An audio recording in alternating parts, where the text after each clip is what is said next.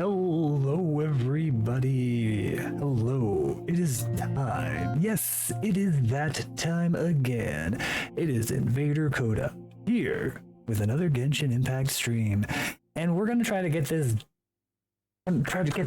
Quick. We're gonna cut down on the banter, cut down on the hot takes, cut down on the randomness.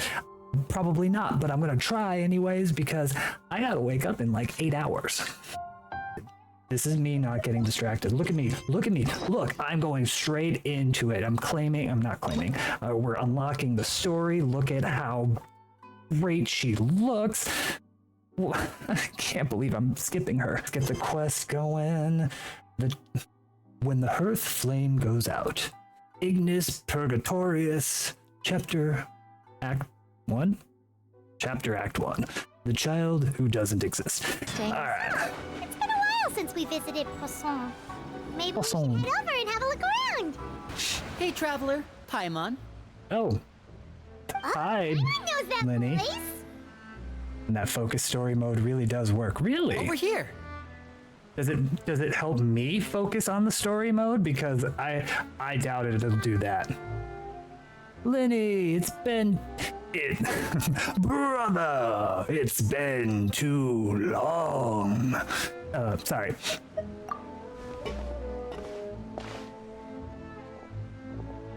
To borrow one of Metal Gear reference. a phrase at the moment, this appears to be quite the fated reunion. Running into you two out of the blue like this has really made my day. I certainly wasn't expecting it. Fated reunion? You mean like the reunion? Okay. Focus. Focus. Focus. You can say that again. What brings you to Poisson? Waffle. Wait, Paimon's got it. You must be here for one of your magic shows, right? Well, they did Actually, dig a giant tunnel between here and the on the home front, so Father arranged for us to stay in Poisson for the time being. courthouse. Oh, are Lynette and Fremine here too? Yep, along with most of the other members of the House of the Hearth. You may have noticed Poisson seems a bit more crowded than usual. So you're saying nearly the entire organization has moved to Poisson? Sounds like you've run into way more than just a bit of trouble. It is weird. What's really going on? Well... Since the two of you are so curious, Ah, perhaps I can fill in the gaps. jump scare. You scared Paimon half to death. Father, you're here. You know, on second thought, maybe we don't need to know. It's all probably super confidential House of the Heart stuff, right? We totally weren't trying to pry or anything. I'm trying to pry. You Let me need to know. Be nervous. I could sense your genuine concern from your conversation just now. Of course, I can also understand your confusion. Sending so many Fatui here to Poisson, it's only natural that some might suspect an ulterior motive to be involved. Well, we are a little curious. We still have our reservations about your organization. Because you guys are kinda evil, but kinda not. Everything in this damn game is gray area at this point, and every enemy that we fight and we needlessly slaughter, we end up having to feel bad about it for farming their materials because there's some sad backstory as to why they are that way. Hilly churls, fungus, Fatui, eremites. But yeah, sure, why not? We have our reservations. I understand. I'm well aware you've had your fair share of confrontations with the Fatui in the past, and I can't exactly guarantee that we'll remain on good terms in the future. As for right now, however, I would say we have little reason to be at odds, wouldn't you agree? Was that a threat? The House of the Hearth could stand to be more open with those who have worked so closely with us in the past. She's like thinly veiled a threat at us, like saying like, hey, you've had your troubles with us. Believe me, you're gonna have some more soon. Stay tuned. As for the issue at hand, well, it hardly relates to any ulterior motive. To be frank, it all stems from a certain rumor circulating around the House of the Hearth. It's an internal matter. Rumor has it. What sort of rumor? Yes. Rumor that a certain phantom child is hiding away in the House of the Hearth. So the House of the Hearth is painted with ghosts. Some sort of ghost story, maybe? I feel like I'm getting chills already. A phantom child? Ooh, just hearing the name is giving Paimon the creeps. A spirit that should have long ceased to exist is lurking in the shadows of the House of the Hearth. So I decided to bring the children to Poisson before continuing to investigate the situation. I expect I should be able to track down the spirit fairly quickly. After that, it's just a matter of resolving the situation, if you will. It shouldn't be much trouble at all. I'll help. If you're curious, or if you still have some concerns, it might be advisable to stick around for a few days. I'm sure the children would be exceedingly pleased to welcome some visitors. No, I want to help you out. I'll leave you to entertain our guests. I have some matters to attend to. Of course, Father.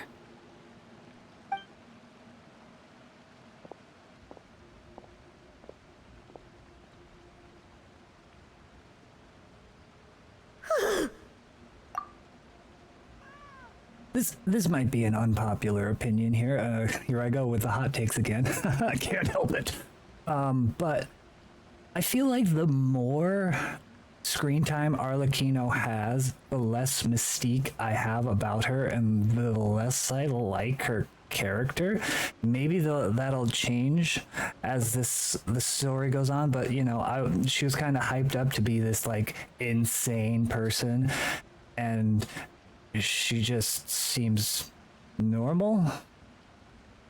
I mean, like any power-hungry politician, that's basically it. That's all. Yes, she tried to like I said, the mystique of like her almost assassinating Farino or something like that. Like, that's cool. That was awesome. She is kind of insane. And then like the more you talk to her, she's just like normal.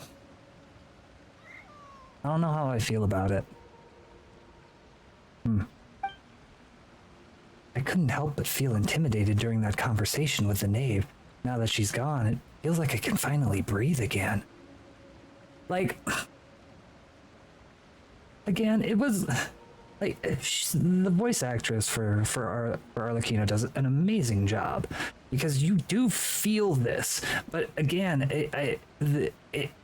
Genshin has this propensity of saying somebody is like this and not showing it. And like, honestly, like in every interaction with the knave, she's just been friendly. And there's like the kinda undertone of threatening, but it's really not strong enough for the traveler to be like, I'm intimidated by you. Because the traveler is the traveler and fights gods and dragons on the regular. So it seems like it would just be a weird thing where it's like, it seems again like they're just telling us instead of showing us. I don't know. Feel the same way, Kat. He also suggested that we stick around for a few days. Why?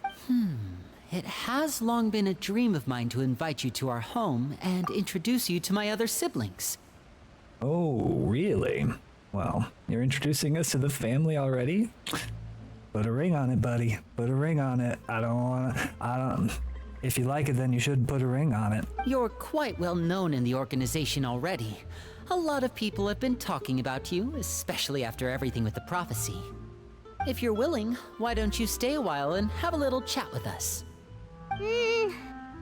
Alright. We don't have anything else to do right now anyway. But let's be clear, we're just gonna be there as guests, okay? Don't get any funny. Oh, wait a second. For your guests, that probably means we'll be treated to lots of yummy food, right? Of course. During our stay in Poisson, we've been helping out the locals with some fishing. We bring in quite the bounty every day. In fact, today's the perfect chance for me to show you what I can do in the kitchen. Let's go. I'll take you to where we're staying. You thought these fingers were for magic? No, they're for the kitchen. I cook, I clean. Hi, kitty. You want to come to my teapot so I can pet you? There's so many kitties, I could catch all of them and they could be in my teapot and I can pet them now. Like, I don't know. I'm just gonna let the story go. They know what they're doing. They're the writers. Rented this house for Let them one do of it. the locals to use as a temporary base. I'll come back later and tidy up a bit. After that, it should be all ready for you to stay in tonight. Awesome, thanks! So, where are we off to now? Well, when I happened to run into you two earlier, I was actually in the middle of distributing some supplies. With this many people staying in Poisson, we have to bring in outside supplies every now and then. I should probably make sure the rest of these provisions get delivered, otherwise people might start to get antsy. Okay, we'll come with! Yeah, we will. There are all sorts of rumors about your organization floating around out there. Paimon's not sure if she could even take a wild guess as to what's true and what's not. But now that we finally have the chance to see a day in the life of the house, we can take a good look at how you operate! Yes, I'm sure they're gonna do all of their shady shit in front of you, Paimon. It's like when you have an inspection at a job or at a place, you think that the actual way business is run is the way that they present it in front of the inspector. Like, really? Yeah? That's not how this works, Paimon. They're not gonna do all their shady shit in front of you. Kinda want to go to like the house over here, but no, we're focused. We gotta get this done and over with before I... Oh, it's not like I forget, before I have to be taken away from it.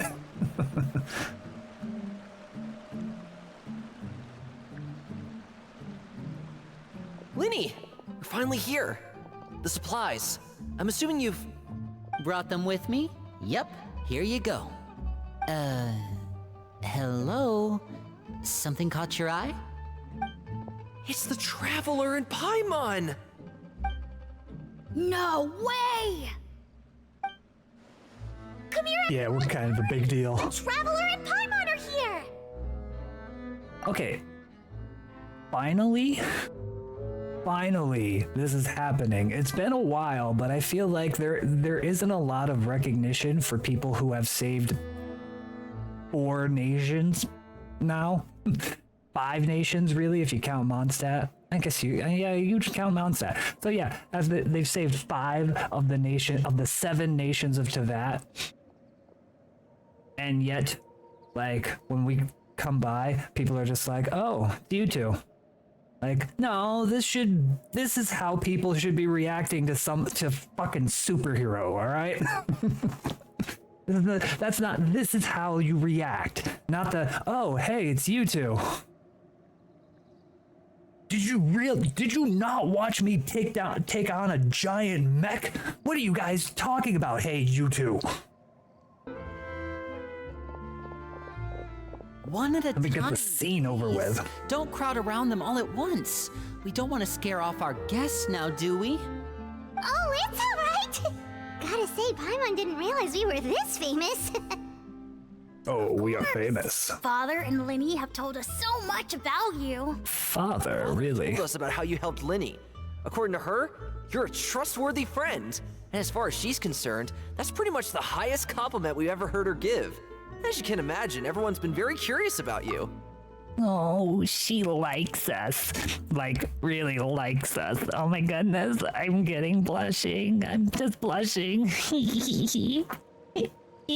Father likes us. I don't want her to like us. I want her to be our enemy. Can we have somebody be our fucking enemy in this game? Why does everybody have to be friendly with us? Freaking even the Abyss Order at this point is friendly with us. Enjo is giving us freaking flowers on the white day. By the way, that was hilarious. Yeah. I heard the Traveler is so strong that she can move a mountain with her bare hands. I heard One Paimon hand. eats so much that she can clean out the entire pantry at Hotel Tabor in just 3 days. True, that is true. Second, that's the rumor you heard about Paimon? Oh, not cool at all. Mine's also a bit of a stretch. Oh, wait. When guests visit, you're supposed to give them gifts and stuff, right? Oh, we don't need something like that. Besides, we don't have anything to give to you. Come on, we insist. I can give you some of my new potions. Just pick your poison. And by that, I mean medicine or actual poison. I've got both.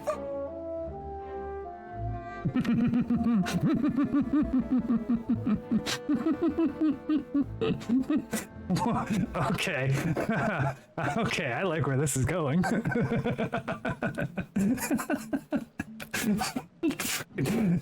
8-year-old girl coming up to you. Hi, do you want to buy some stuff? I got poison. Which one is it? I didn't label these correctly because I'm 8. Anyways, poison. Or maybe Shaplo can teach you guys about stealth. He's super good at it. He's never been caught. Ah, now that's not a bad idea. I know you usually prefer to fight head on, but it never hurts to expand your bag of tricks, right? When it comes to eliminating your enemies, staying quiet can go a long way. Trust me, I would know. Okay, all right. I did not expect it to go this way, and I'm glad it is. I was poisoned not too long ago, and I'm still dealing with the after effects. So I'm not quite as good as I was before, but I can still give you some pointers.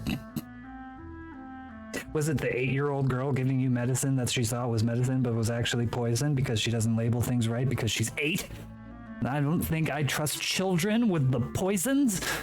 There's a reason that there's like those child lock things on cabinets that have bleach in it. Kids are stupid. I have 3 of them, I know. Wait, when you said gifts, I didn't think you meant poison and stealth tactics. But those are the best things we can give you. You don't like them? Ooh, how about this? Tell me the name of someone who really annoys you, and we'll teach him a lesson for you. Okay. This has gotten a lot better. Ooh, now this is interesting.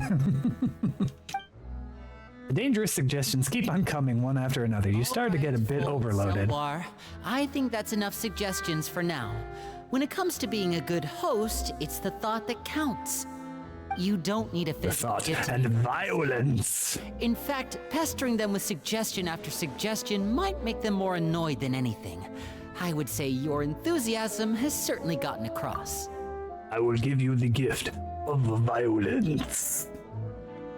I like the House of the Hearth. Can I become a member? I want to learn stealth tactics and poison.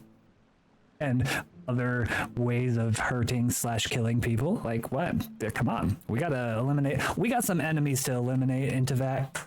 This could probably speed that up a lot. Cheers to that. Really?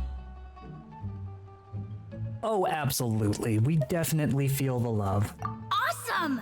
It's been so long since we have had guests to play with. If there's anything you need, just let us know. It's kind of fucked up that these kids are like, it's so fun killing people.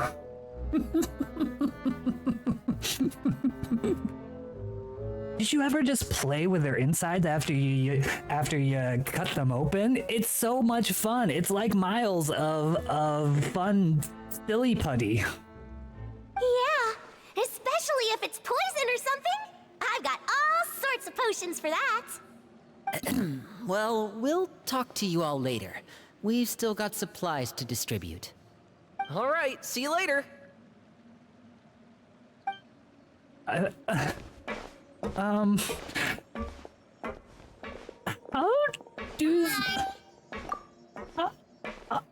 do the citizens of Poisson feel about homicidal children running around their little town right now? Because if that was me, I'd be a little concerned. Yeah, they're cute and they seem happy enough, but when they come up to you and say things like, "Hey, I want to give you a gift. Which of these poisons do you want?" I might be a little low-key scared. Little bit. Just a little bit. Like, what are we doing here? Navia, what are you doing? Why are you allowing these fucking homicidal crazies in your freaking town? Hasn't Poisson suffered enough? What are we doing? Oh, I made this poison and it made a dog bleed from its eyes. Would you like a drink? Yeah, they are, it's a little weird. I'm not gonna lie. It's a little concerning. I wouldn't, like I said, if I was, I would be on vacation. If I was a Poisson resident, I'd be like, I'm gonna go anywhere. I'm just gonna go live on a boat for a few days until these fucking weirdos leave. Lenny, about all that poison and stealth tactics talk just now. Scared you, did it? That kind of talk comes with being part of the House of the Hearth. When Foltz was really young, he strangled all of his family pets, just out of curiosity. He was labeled a dangerous problem child and was abandoned by his family. What the fuck?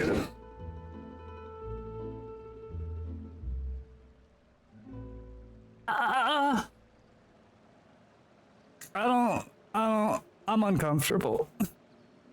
I'm not gonna lie, I'm a little uncomfortable right now. I'm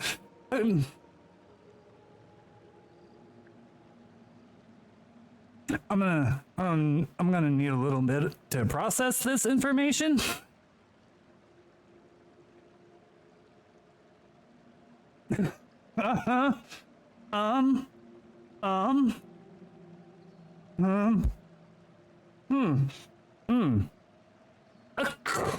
Cool.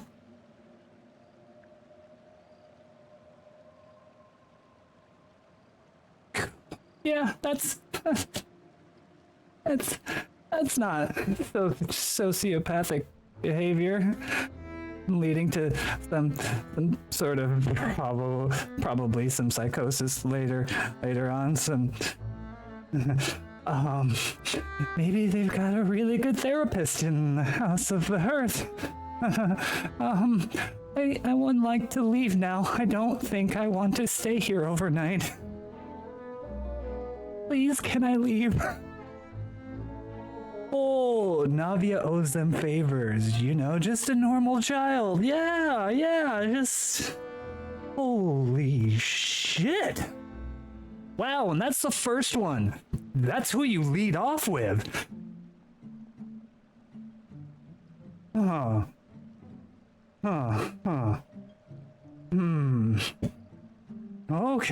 Elmar has an unnatural obsession with potions.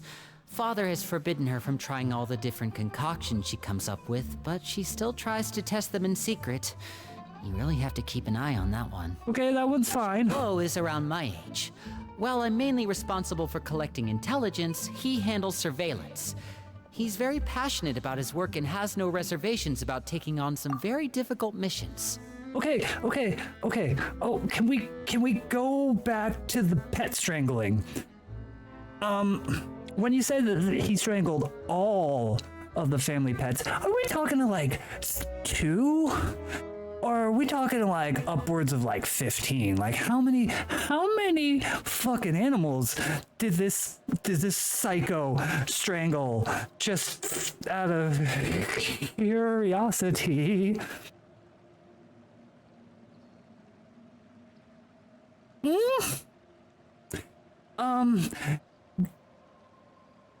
There's a bunch of cats just kind of walking around right now. I'm gonna go capture all of them and bring them to my teapot for safety. Give me a moment. Why are we still glossing over this fact? I am still so uncomfortable. Jesus. Now you know what is wrong with those Fatui agents and Sisson mages. Yeah. Now I don't feel so bad. killing them for their materials. It might be doing the world a favor. I know you two probably aren't used to that kind of talk, but I can promise you they only had the best of intentions. Things like stealth tactics and developing different poisons, they really mean a lot to them. They were just trying to share the best of what they could offer, that's all. I'm gonna stop you right there, Lenny. What about pet strangulation is the best of intentions? Like, he said all of the family pets, so that means multiple. Like, I can get one because of the curiosity thing. I can get one. I you know what? Kids are kids. They're stupid. They do stupid things sometimes. But we're talking like multiple. Where were the best intentions in that one, Lenny?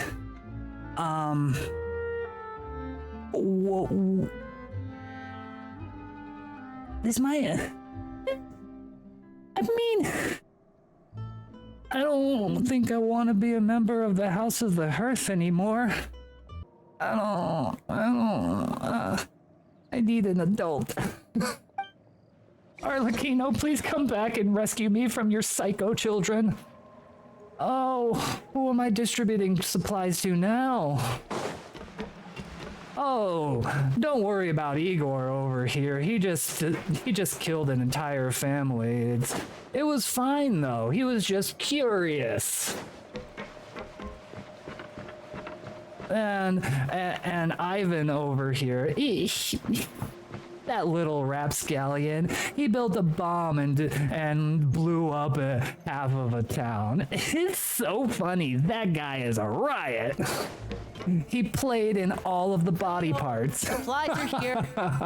Thanks. And who are these two? Outsiders? Allow me to introduce you.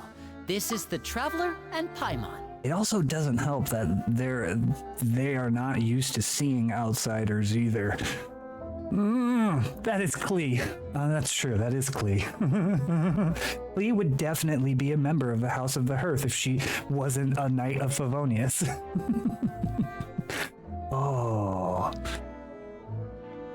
The things that would have happened. Honestly, if Alice didn't have pull in the Knights of Favonius, Klee would have been in the House of the Hearth. Guarantee it. Guarantee it.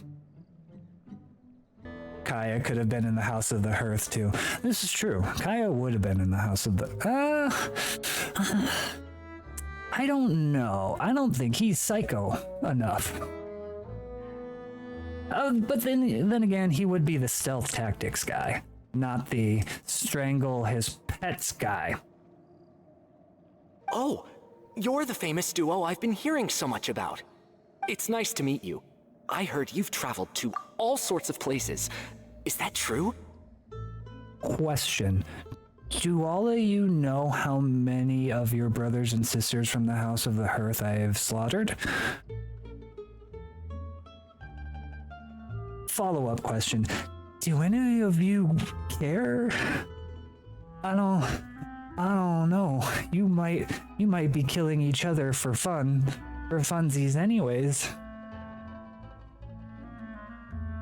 I'm getting increasingly uncomfortable around these people. Well, the new Fontaine agents are just special agents. Special ops. They did the puppy strangulation and the poison tasting and the stealthing and the random beating people up. I'm like the Hydromancer and the Electromancer and whatnot all have the same drops. All those drops are used to level up Arlecchino. Weird, right? Of course! We're making our way all across to that! We have a reason for doing it. Good for you. You must be pretty familiar with Fontaine by now then. Have you seen the new opera that started running recently?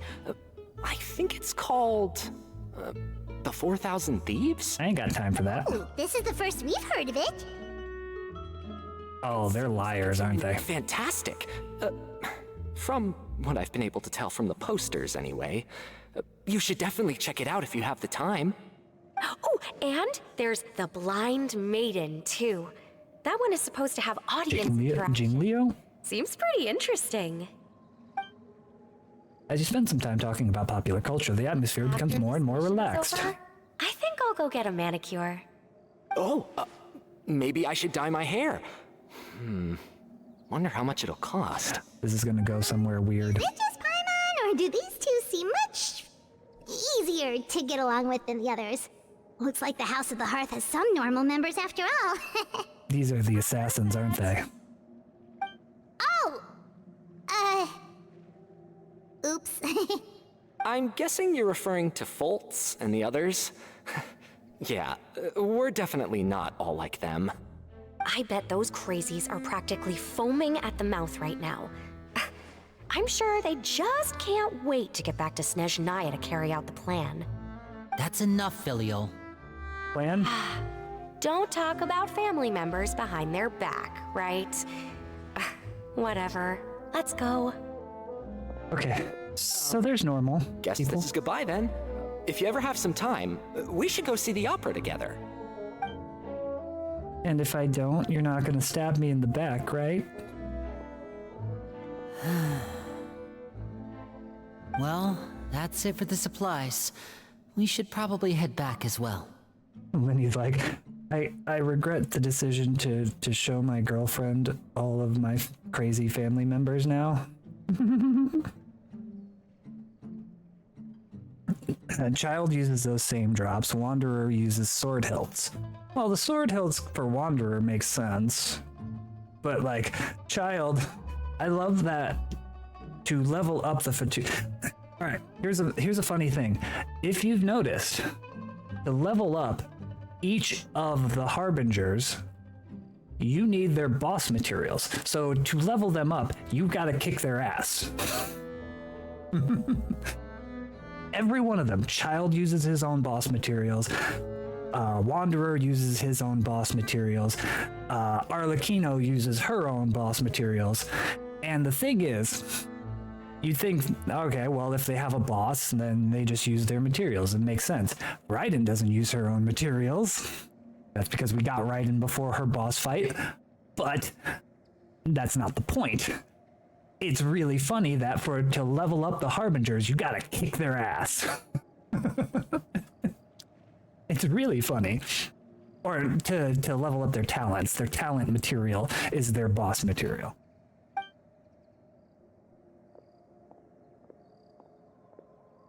Well, they didn't seem too happy with each other. Seems like there could be something more going on here. We should observe for now. It's better not to pry. Especially here. You're right. We're only here as guests after all. Oh, Winnie's getting super far ahead. Come on, let's catch up. Thank God this is not in Sumeru, and I can't read their minds. Thank God, because I do not want to read their minds. I would do it. I don't think I should though. Run, kids! Run, kittens! Run away! There's a fucking crazy man over there. He's gonna strangle you. Please run. Oh God. Run away! Run! Get out of here! I'm doing this for your own good. Looks like there's more trouble in store next month, too. When will it end? Hey, just focus on the positives. At least our time in Poisson has been pretty relaxing. Don't you think? Poisson? Poisson? Where are the poisson?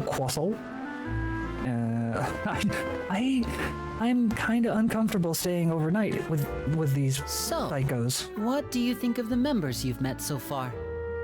They've certainly got a lot of personality. Well, Father is always encouraging us to be strong-willed and independent. So if there's one thing we've got, it's people who aren't afraid to speak their mind. Well, I should probably... And strangle cats. Want to join? Of course! You're not gonna Then let's head out. stab me, right? Uh-huh. Fremine, what are you doing here? Well, And then there's sweet little Fremine around all these psychos. Poor kid. No wonder he hides in his freaking diving helmet. I'd do the same thing. I'd just be in the corner with the diving helmet on, like, I'm not here, I'm not here, I'm not here. Freaking pyro maniacs probably setting fire to another one of the members, and the other guy's just throwing like cats into the fire or something. I don't know. I don't want to know what's going on in the House of the Hearth, but I understand why Fremine is the way he is now. That child, now cured, turns you into the cops. Oh. Hey, nice to see you again! oh, you too. I heard you're here as guests of House of the Hearth. Welcome. Run. Run away. Run far away. Fremine, if we're in danger, blink 3 times. We were just going to make some food. Why don't you come along? I could use some help in the kitchen, and I seem to remember you mentioning you wanted to make seafood soup for the traveler in Paimon. Aw. Seafood soup? Oh, Paimon is drooling already. All it takes is food for Paimon to forget about the dog and cat killing. Were you looking for something just now, Fremine? Maybe I can help. It's nothing. I just wanted to see if there were any extra supplies. Yeah, we've got some left over. What do you need? Some food and water, and some clean cloth, if possible. No problem. Give me a second here. What do you need clean cloth for? Wait a minute. What do you need all of those for? You're not on any missions as far as I'm aware, and you were just going to come eat with us. So what's this all about? Did Bolts go and try to kill another animal and you're trying to nurse it back to health? If I was Fremine right now, that would be the excuse I would use because it's the most believable. I thought I'd grab an extra portion because I get hungry at night. Liar. Could be because I'm growing, you know? And... Fremine. You remember what I told you? You're not like me. Your lying skills still need some work. Tell me what's going on. Is it really bad enough that you have to keep it from your own brother? Maybe it'll be better if we gave them some space. No, I need to know what's happening. This is the first time I've seen that kind of look on your face.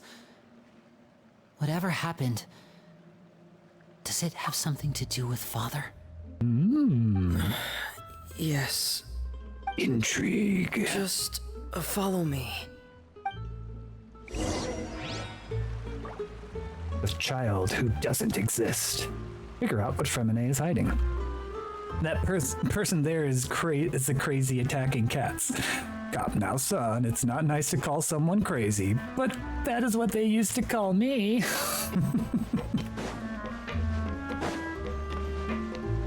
Alright now, move along. Ooh, what are we hiding in the ship? And again, the fact that Navia isn't here is a big tell that she's afraid of all of these psychos. Usually every time we're in Poisson, Navia just sneaks up on us and goes like, "Hey guys, how's it going?" This time she is nowhere to be seen. They freaking commandeered Poisson, didn't they?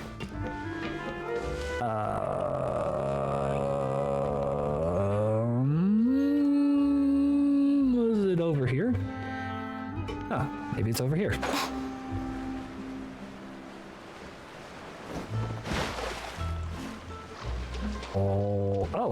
Oh, hello there.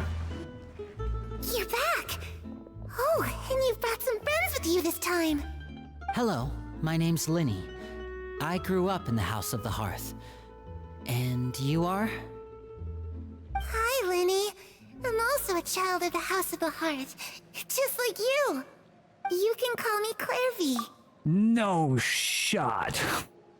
Okay, so it... Okay. So... Fuck. Alright. Aren't you supposed to be dead? And older? Okay. Getting interesting. Clairvy? It's nice to meet you. Does that name ring any bells, Lenny? Oh, it sure as shit does. No. That's not a name we have on our roster, I'm sure of it. What I'm not sure of... Oh, she's got the Lumiduce necklace too. Managed to sneak in. She must be the phantom child Father's been searching for. From the looks of it, I'm guessing you were the one that found her, Fremine. You, haven't told Father, have you?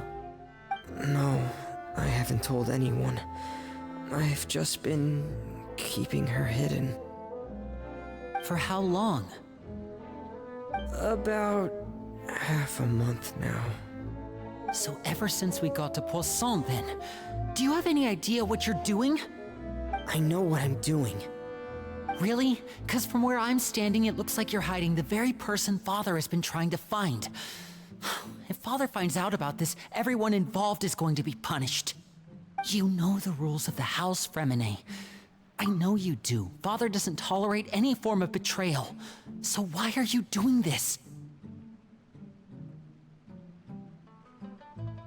If I may offer my services to be punished by Father, I'll take the blame for all of you. If you need to blame somebody, you just blame me. I'll take the punishment. I've thought it through. And I just can't hand her over like that. Linny, don't you remember last year? Chaplot nearly died after getting poisoned during that one mission. He wasn't able to get back before the poison started taking effect, and not a single person was there to help him. I don't know what this has to do with anything, but okay. I'll see my brain trying to work, then start to smoke shortly after. Yeah, it does that from time to time. That's why I keep the headphones on. Limits the amount of smoke escaping my ears. That night, while I was sleeping, It's like a pressure cooker in my brain. telling me to go save him. I opened my eyes, but I couldn't find the source of the voice. I thought maybe I was just hearing things, but I went to look for him anyway. Luckily, I got there with enough time to save his life. That feeling of being haunted, of hearing voices, it's happened many times in the House of the Hearth. I'm sure you've noticed. She talking to nobody? Again, none of this is going to top a freaking pet strangler. So I'm pretty much ready for anything. So what you're saying is, that was her? She was the one who spoke to you that night? Unless there are other spirits roaming around the House of the Hearth, I don't think there's any other possibility. Okay, but If Clairvy were our enemy, it wouldn't matter whether she was a spirit or an actual child. I would have acted without a second thought, because that's what Father ordered us to do. that's a funny thing, because if she were a spirit that's haunting the House of the Hearth, how the hell is she in Poisson right now? Because usually spirits are attached to the place of where they are at, kind of like in Liwa, all those dead children that you find, they're usually attached to that one place and can't leave there. Maybe spirits work differently in Fontaine. I don't know. All right. Continue. But she's been living with us, helping us from the shadows all this time. I think that makes her family. I couldn't just hand her over to be dealt with. Not when there's so much we still don't know. So what's your plan then? You can't keep her here forever. Someone is bound to find out eventually. I haven't thought that far yet. I don't want to disobey an order from Father, but I also don't want to put Clairvy in danger. Come with me. There are a couple things I'd like to say to you in private. We're gonna walk 5 feet away. Nobody can hear us now.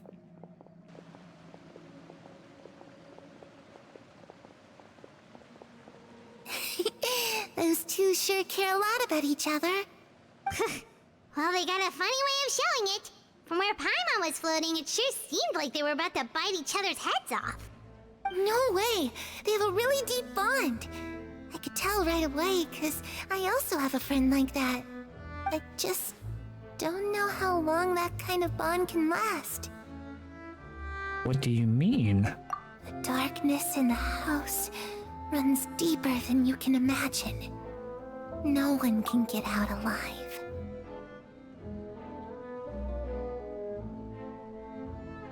I would like to go home now. I'm done with my visit to the House of the Hearth. Please, can I go home? Fucking creepy kids. I'm sorry, Linny. I really didn't mean to drag anyone else into this. Oh really? You didn't mean to? 'Cause I for one wish you did. The House of the Hearth. Nobody gets out alive. Hee hee. The darkness runs deep in the House of the Hearth. Hee hee. We gotta get away. What do you mean? You know, when we were younger, you didn't call me Linny. You called me brother, just like Lynette. We grew up together, the three of us. We were all orphans, all rescued by Father. Of all the siblings in the House of the Hearth, I think our bond was the closest. Continuity issues. Fremine was supposedly there since before Arlecchino was the knave, at least according to what he said, because he has memories of the previous knave or house father, or I guess she called herself mother. I'm not quite sure if Father rescued him, but the other two, yes, yeah, they have deep bonds. Later on, when you started calling me Linny, I wasn't actually surprised. After all, Lynette and I are related by blood. We've had to depend on each other to survive long before we joined the house. Linny, The darkest and most difficult moments of my life happened before you and I had ever met. I'm sure that's true for you as well. Even so, Fremine, we've stood by each other for all these years now, and to me, that means more than blood. You and Lynette are the most important people in my life. No one can replace you. So I won't let you face anything alone. Not if I can help it. Oh, looks like things are getting kinda heated between Linny and Fremine. Maybe we should go check on them. Why? I want to talk to the creepy girl some more. Okay. It's raining. I should put my clothes away.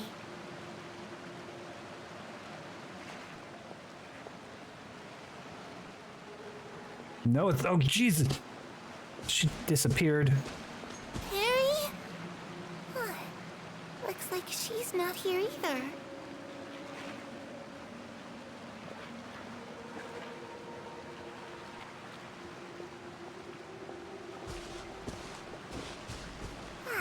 It's time to eat.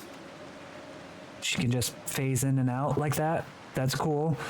That's not suspect at all. Okay, well, why are we concerned about Clairvy if she is literally just a spirit? What is Arlecchino gonna do to her? She can't die. She's already dead. Hey, you two! Hope we aren't interrupting anything. Like a fight, or Oh, wait a minute, Fremine, you're not crying, are you? Is everything all right? Paimon, shut up. Everything's fine. Thanks for asking. Well, we're all friends here, right? We've been through so much together, so if there's anything we can do to help, just say the word. It's just a small family dispute. It's not something our guests should trouble themselves with. In fact, it might be better if your stay ended here. Done. I'm out. See ya. I don't want to stay with you guys anyways. When it comes to you guys, we got Pet Strangler, Poison Handler, and freaking creepy Spirit Girl. Yeah, I'm out. I'm out.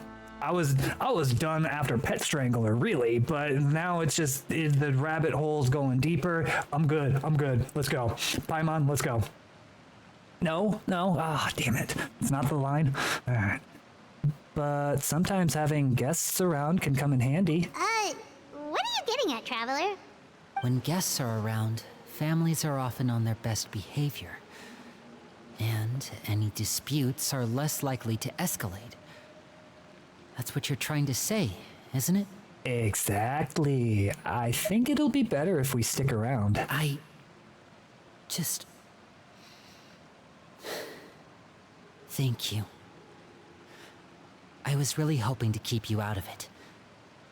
But even if I could think of some other reason to turn you away, I'm not sure I could convince you. I know things could turn dangerous, so I promise you this. From now on, I'll protect you like my life depends on it. Me too.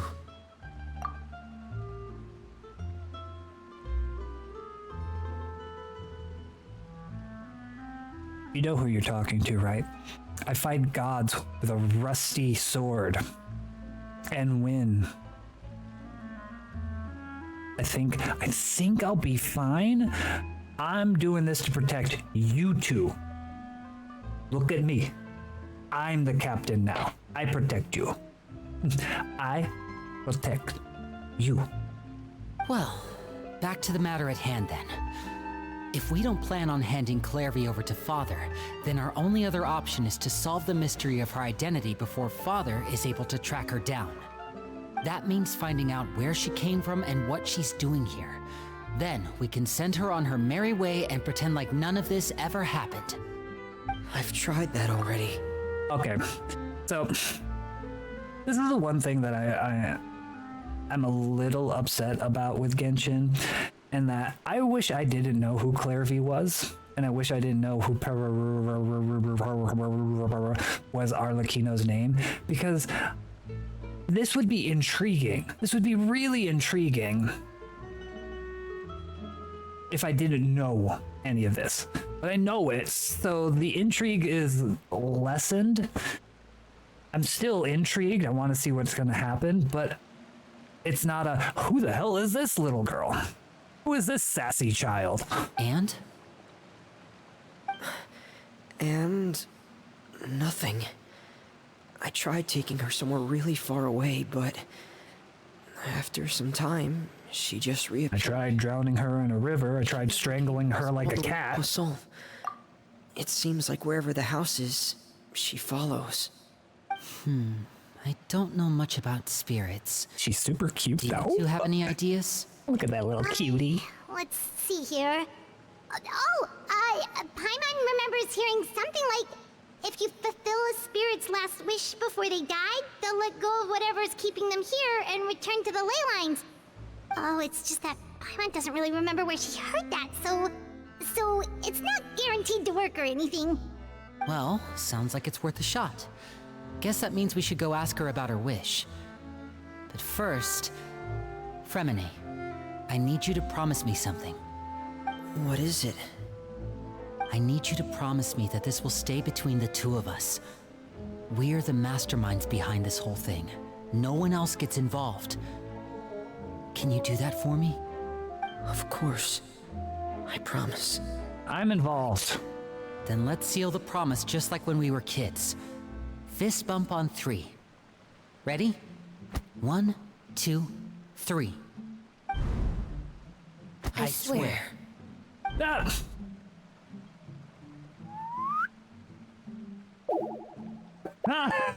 Yes. That look. Whoa! Lynette! You scared me. But what a surprise! What brings you here, dear sister?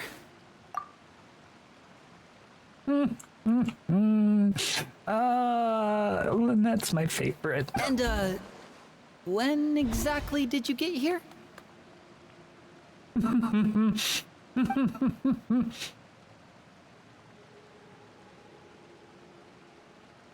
You're an idiot, brother. And you too, Fremine.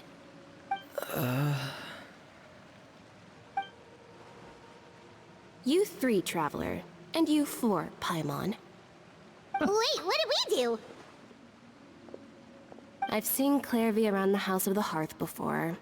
I hadn't seen her in Poisson, so I figured she must not have come with us. But it turns out, you were just hiding her.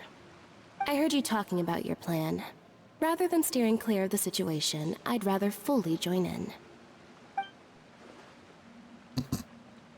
She is the reconnaissance If you don't agree, sibling. I'll have no choice but to report everything back to Father. Simple as that. You're not giving us much wiggle room here, Lynette. Well, I guess we're all in this together then. After we talk to Clairvy, we'll figure out our next move. There's no time to lose. Let's go. I like Lynette. She's definitely my favorite sibling.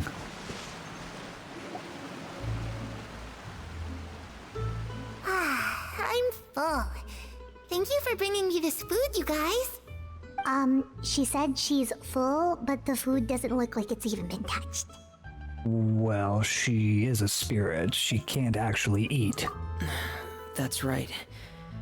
Based on what I've been able to observe, it doesn't seem like Clairvy can interact with the physical world at all.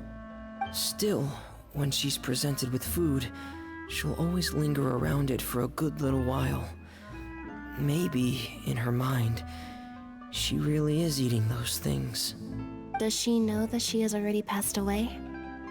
I've tried to ask her, but she didn't answer. My guess is that she's just as confused as we are. Or maybe she couldn't understand the question at all. Clairvy, if you've got some time, I'd like to ask you a few questions. Sure. Oh, another new friend. Hi, I'm Clairvy. Hello. Clairvy, how did you join the House of the Hearth? Huh? Isn't it the same for everybody? The knave brings you here and then you can't leave. It's just that your name Oops, sorry. on the roster, and I've never seen you before. The roster? Oh, I get it now. I think there might be some things you don't know about this place. The people in charge, they're not as nice as they look. They say they keep a roster, but it's not complete. There are a lot of people who aren't on it, and never will be. This is making for a good ghost story, really. In this house, some people are family, and other people are just test subjects. Those kinds of people aren't ever going to get a place on the roster, unless it's the roster of people who've been executed. Okay, getting dark. Okay. Another test subject. Freeze. So are these actual test subjects as in test subjects? Oh, fuck, that's right. What's his name? Dottore experiments on kids. I forgot about that part. But does Arlecchino still do that, or is that just previous?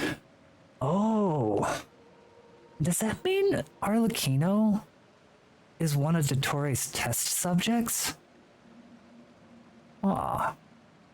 because that could be why she's got the black hands. And why she's like, what's his name? Catter? Aw. The gears are returning. Wait, does that mean the knave... She... Is there anyone that can vouch for you?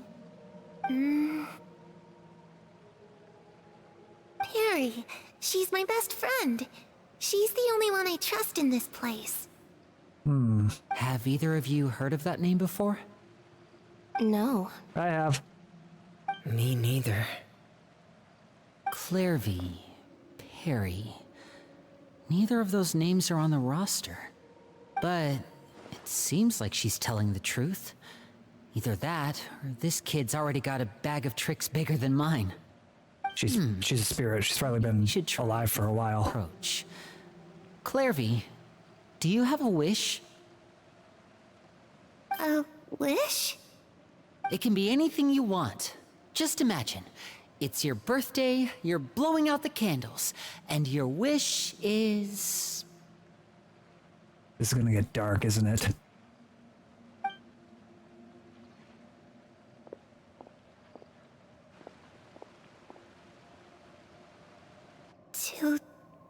To go outside, where the sun can find me.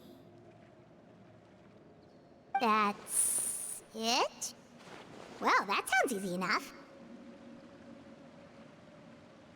The darkness in the house runs deeper than you can imagine. No one can get out alive. Yes, I know. We heard that line 5 seconds ago. What did she mean by that? Things can't be this simple. Okay, time to divide and conquer. Listen up. I've got a plan. I'm glad somebody does. Try and find a way to use basic illusory magic to take Clairvy outside and bring her somewhere with sunlight. Lynette, try and find the list of executions that Clairvy was talking about and see if her name is on it. Fremine, you stay in Poisson. We can't be the only ones who've had run-ins with Clairvy. I need you to collect intel on everything she's said and done. Understood. I'll try my best. What about us? What should we do? I really appreciate your willingness to help, but this is a family matter. I don't want to drag you in too deep. It's too risky. Let me think. In for a penny, in for a farthing. Father considers you to be guests. Maybe you could stick by her side for a little while. You don't need to do anything except keep up some nice, casual conversation. Ah, Paimon gets it. You want us to distract her. How should we contact you? I'll give you a magic bird. If Father suspects something, all you need to do is release it when she's not looking, and it'll alert me that something's wrong. Of course, that's only as a last resort. Where the hell am I keeping this Father doesn't seem bird? to notice us. There's no need to make contact. We'll reconvene here tonight after all's said and done. If the worst case scenario happens and we're discovered, just tell Father everything. We're not going to let our guests get punished for our own actions. That's where we draw the line. Be careful. You too. Okay, this is where we part. Father should be at the beach nearby. Bikini weather? I really hope this goes well. No, it has to go well. That's the only way this can get resolved. Is it? Alright. Childhood doesn't exist. Sea breeze rendezvous. Go to the seaside to look for the knave. Clairvy, I'd like to take you somewhere. Is that okay with you? Sure. Where are we going? Clairvy, I'd like to... Where should I start looking? Thrilling conversation. Every freaking animal I see, I'm like, run! Fucking psycho strangler is gonna be it. The next time I come to Poisson, there's gonna be no pets around. I still can't get over it that was a line in this, and no reaction, freaking deadpan from the Traveler. Like it's normal to be strangling your cat. Ooh, there's somebody that looks... Oh! That's Tartaglia. It's Tartaglia. It's the knave and child. Yo, what's up? Hey, aren't you supposed to be in Snezhnaya recuperating? What are you still doing in Fontaine? Oh, it's you two. I didn't expect to run into you here. I was unconscious for quite a while after the fight in the Primordial Sea. After I woke up, I realized I was being taken back to Snezhnaya, and well, I couldn't have that now, could I? Not when I've still got unfinished business here in Fontaine. So, I mustered up all my strength and made the journey back on my own. Of course you did. What sort of unfinished business are we talking here? It has to do with Skirk, my master. I really wanted to meet up with her, but by the time I got back, she had already left. I still have so many questions for her. Without any other leads, all I could do was ask the knave to help me track her down. She must have left behind some traces from her time in Fontaine. Oh. What time? So, She didn't do any anything. clues? Unfortunately, no. While the House of the Hearth is adept at collecting all manner of intelligence, certain existences can still manage to escape our purview. Basically, unless Master feels there's a need to meet with me, she's not going to be found. But that problem has an easy fix. I just need to become stronger, and then... Paimon thinks you should focus on getting better first. Yeah, probably.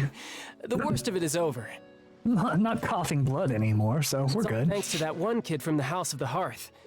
Elwar, I think her name was. She gave me a bunch of random potions to drink. They didn't go down easy, let me tell you. Pain and chills all over. But they really did help speed up my recovery. Oh, well, it was nice knowing you, child. I guess it's... I guess it was nice knowing you, but they're gonna be down a Harbinger in the Fatui, so that's 2 down, 3 down. I keep forgetting Senora. May she rest in peace. But yeah, child, you're probably gonna die soon. And that's good, because it looks like I really do have to head back this time. The old man's been putting the pressure on me. He sent someone to tell me I'm needed for some sort of project. Project Stuja? Yeah, that's the one. I heard Regrader's involved too. I'm not looking forward to having to listen to all his monologuing, that's for sure. Hey, maybe you could think of a way for me to stay in Fontaine for a little longer. Hey, you guys do realize I'm your enemy, right? Like, I've been fighting you for 3 years now. You're just candidly talking about your secret projects in front of me. Like, am I a member of the Fatui now? Like, when did that happen? I did kill one of your harbingers, right? You do realize this. It wasn't Raiden. I challenged her to a duel to the death and I won, and so Raiden killed her. Like, that was me. You guys do remember that, right? Like, that they did tell you that that's what happened to Rosalind, because if you guys knew that, you probably wouldn't be talking about your secret projects and all these things so candidly in front of me. Like, I'm a bit confused where I lie here right now. Helping Linny and the others brush up on their fighting skills would be far more interesting. If you and I could spar, that would be even better. I've been waiting for a chance to see you go all out. And what a sweet little daydream that is. But I also have a role to play in all this. I'll be leaving Fontaine shortly as well. Besides, considering how little they see fit to step outside the homeland, being called on to return to Snezhnaya by such illustrious dignitaries, what a great honor. Wouldn't you agree? God, I love her eyes. Without, I'd say. Is it just Paimon? Or does it kind of seem like they're... Just casually trash-talking their colleagues behind their backs? So, dear guests of the House of the Hearth, to what do I owe the visit? Well, we just... Wanted to learn more about you. Right! We're super close to Linny Lenny and the others, but we still don't know much about you.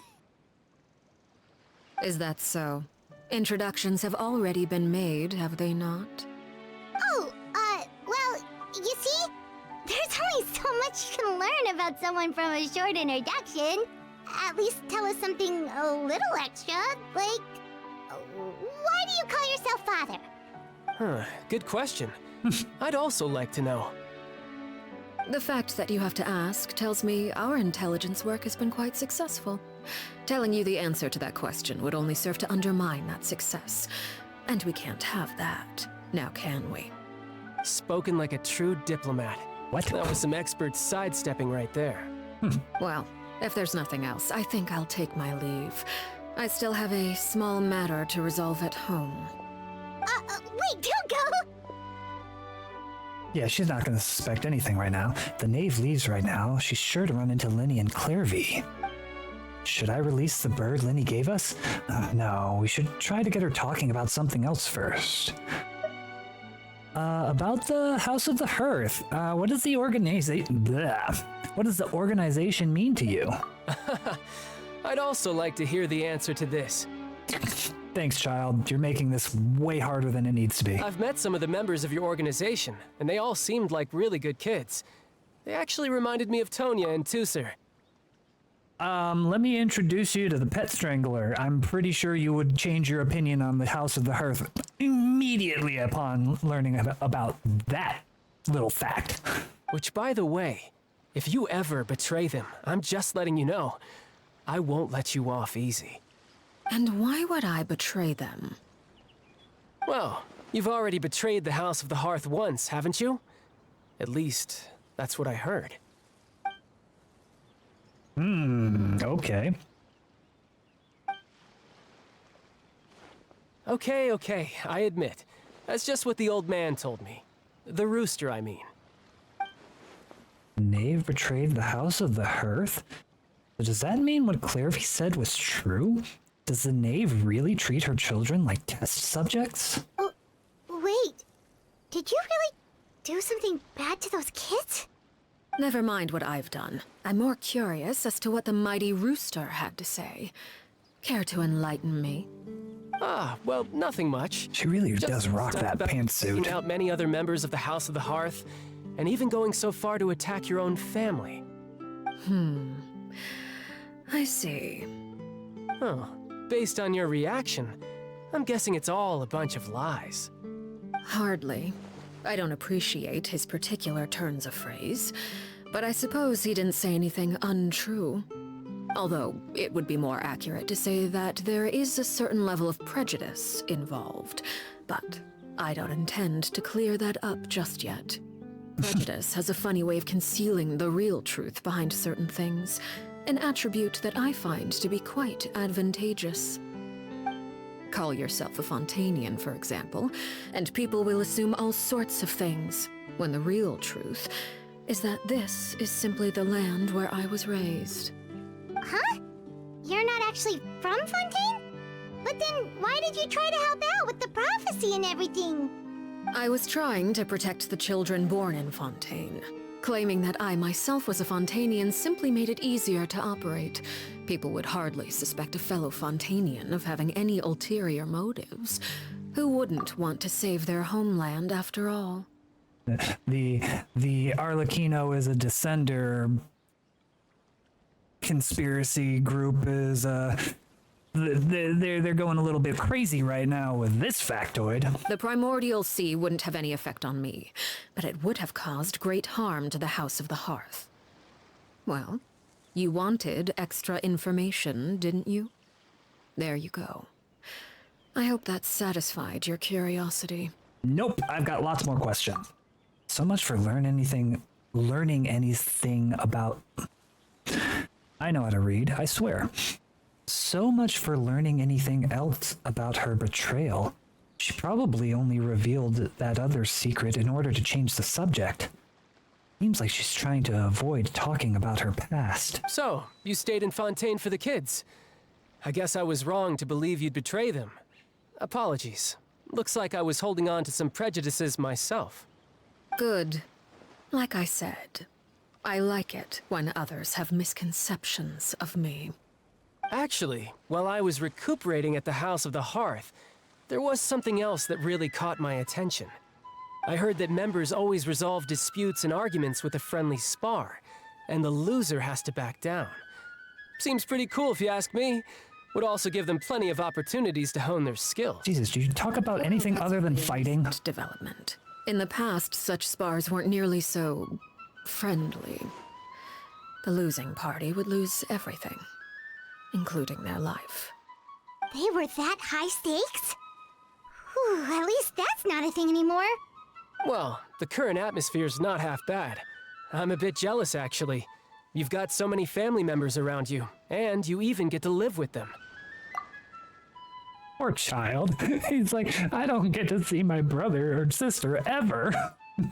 Having a lot of family around means dealing with a considerable amount of bickering and scheming. Once Tonya and Tusser enter their rebellious phase, I'm sure you'll understand. Just imagine. Tusser becomes obsessed with plucking out strands from the rooster's mustache, or Tonya decides to dye her hair 42 different colors.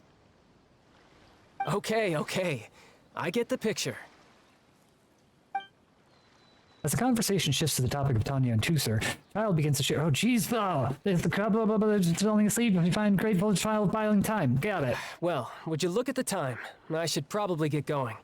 Can they slow those black screens down? Can they just like 5 more seconds? Give me 5 more seconds to actually read it. Or, oh, I don't know.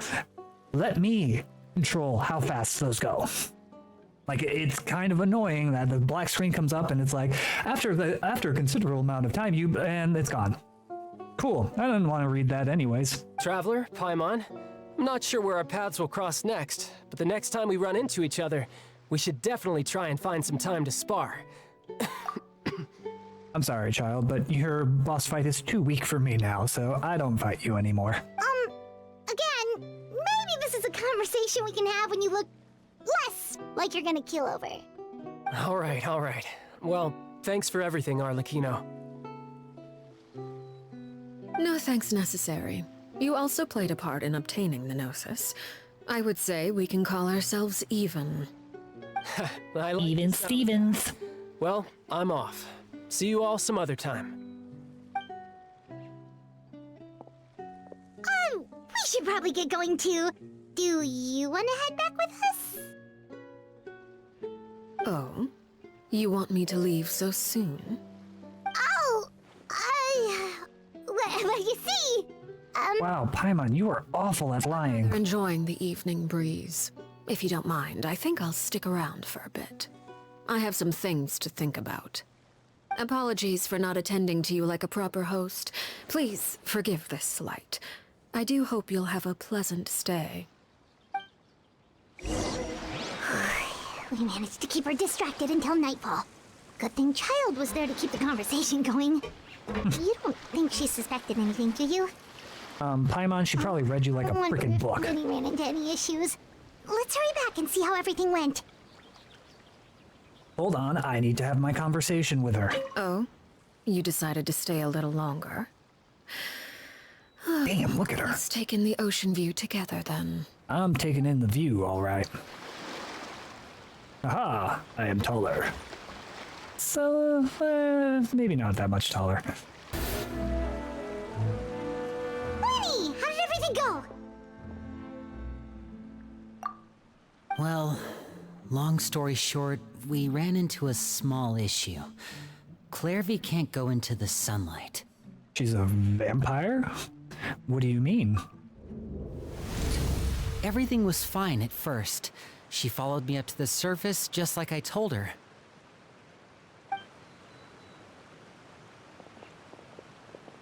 But as I led her out of the shadows and into the sunlight, she vanished. I turned around and there she was, standing at the edge of the shadows, silently watching me. Huh. Maybe she's afraid of sunlight, or... No, it wouldn't be her wish if that were the case. Well, we could always try pushing her into it. Not sure pushing works on a non-corporeal being. Oh, true.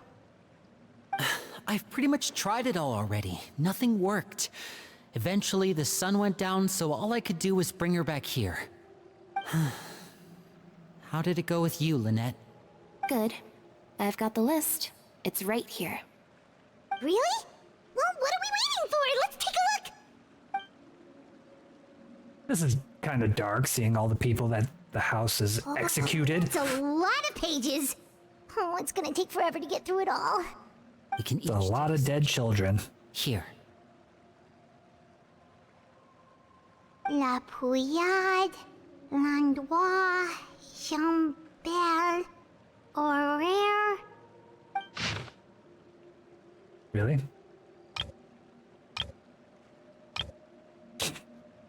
They got pictures with them too? Alright. Oh, yikes. That Horaire guy has a huge scar on his face. He's kinda giving Paimon the creeps. He's dead, so you don't have to worry anymore. Met him before. The scar is from an injury he received during a mission. I still remember him joking with me about it. He said any future lover would take one look at him and then lose all interest. Did he say anything else? Well, I asked if there was someone he was interested in. He said no, and that's where our conversation ended. It was only later that I learned he really did have someone he liked. He risked everything to escape so he could be with her, but it didn't work. One day, Father asked to see him, and, well, I never saw him again after that. Wait, so that means the knave, It Yes. seemed cruel, but it's just one of the rules of the house. Betrayal is not to be taken lightly. We know too many secrets to come and go as we please. So, if you do try to leave, you pay with your life. Cool. As you saw an atmosphere descends over the group as you look at the name, Claire V's name is not on there. Here, huh? Well, that's not too surprising. It doesn't seem like this list is complete. It only contains records dating back around 5 years. Let's shift our attention then. Fremine, were you able to find anything out? Fremine. Sorry. I was thinking about something. I managed to talk to quite a few people, but I couldn't help but notice that the atmosphere in the house was a little strange. Strange. Yeah, I mean, I know there have been arguments in the past, times when people haven't gotten along. Chaplot and Filiol are a good example of that. Oh, those are two of the people that we met while delivering supplies. Paimon can see how they might not get along. They had very different vibes, and their, interests seem to be pretty different as well. That's to be expected, actually. Interests. Father brought us all here, shared her knowledge with us, taught us how to fight. That's one thing we all share. But that's also where the similarities end. Not all of us feel the same desire to stay here. As members of the House of the Hearth, we're also considered part of the Fatui. And to a lot of people, that's an identity they never asked for. Certain members get older and realize they want something else for themselves. But considering the rules of the house, most people would never say that out loud. With good reason. Like Chaplot and Foltz are loyal to Father and her vision. They're proud to be part of the Fatui. Filiol and Nantoy, on the other hand, well, they aren't quite as enthusiastic. These kinds of conflicts have always been there. It's not like Father is in the dark about any of this. Well, that's true. But it just feels like things have gotten worse lately.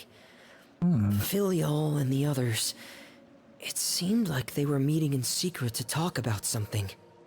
I can't say for sure, but I think they've met Claire V. Ooh. You think she's been inciting them to act out? No, not exactly. But I wouldn't be surprised if she said something to them about the darkness in the house and how deep it runs. She's told me about it before. Experiments being run on children. People being used as pawns on the battlefield without so much as the strength to survive.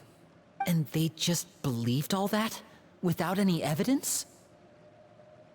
Because it's true. Clairvy's words probably gave them the excuse they were looking for.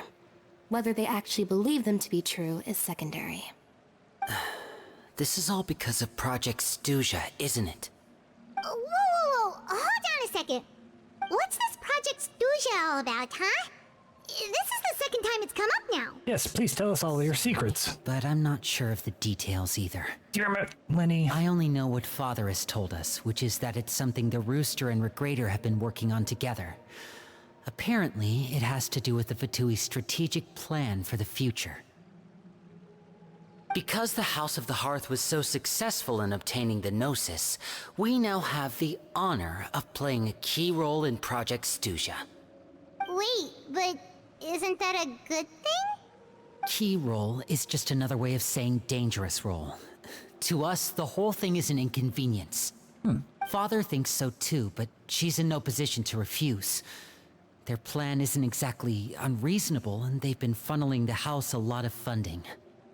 It's just that we'll lose a lot of members in the process. Participating in the plan, it's an honor in name only. What they're really trying to do is subdue us. The existence of an intelligence organization outside their control makes them feel uneasy. Looks like the Fatui are plotting something big, but given how little Linny and the others seem to know about it, I probably won't be able to learn much. I should keep a sharp eye out during any future dealings with the Fatui to see what I can learn. Okay, super complicated top secret Fatui business aside, what does all of this have to do with the conflicts you were talking about earlier? Paimon doesn't get the connection. External pressure has a way of exacerbating internal strife. You can't overlook the power of fear either. People are afraid of dying, and that fear is often the impetus for a lot of stupid decisions. Yeah, I would think so. Solving the Clairvy situation would make everything go back to normal. But it looks like things are more complicated than I thought. If we leave Filiol and the others to their own devices, sooner or later, Father will be forced to take action. We can only focus on one situation at a time, brother. You're right. Even if we confront Filiol and the others, it won't do any good. It might even make matters worse. We should focus on Clairvy for now. Well, it's getting late. We should head back and get some rest. We'll try again first thing tomorrow.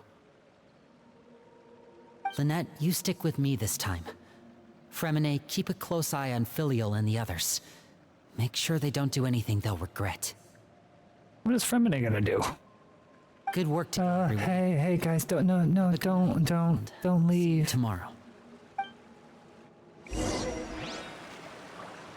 Rest at the temporary accommodation. Sure. Your mind races with all sorts of... Oh, I'm always looking forward to an early night, but she can't sleep at all. That was... Oh, come on! That was the shortest one yet. They didn't even give me a chance to read like 3 words before like, haha, now it's loaded. I mean, thankful for the fast loading, but geez, give me some time to read. If she finds out about all this, do you? She's even scary when she smiles. If she were to actually get angry... She would get sexier. Protect Paimon if that happens, okay, Traveler? Yeah, you can just hide behind me. I ain't afraid of her. I ain't afraid of no ghosts. Claire? Except that one. That child scares me. Clairvy, what's she doing over there? Quick, let's catch up with her before anyone sees. Like the knave. Oh, where is she going? Or if someone sees her, we're toast. Are we? Really? Like she's a spirit.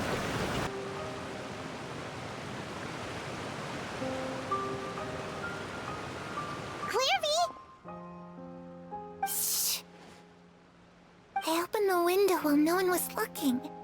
Look how pretty the outside is. So she still thinks she's outside. Window? There's nothing here. If only I could have more than this.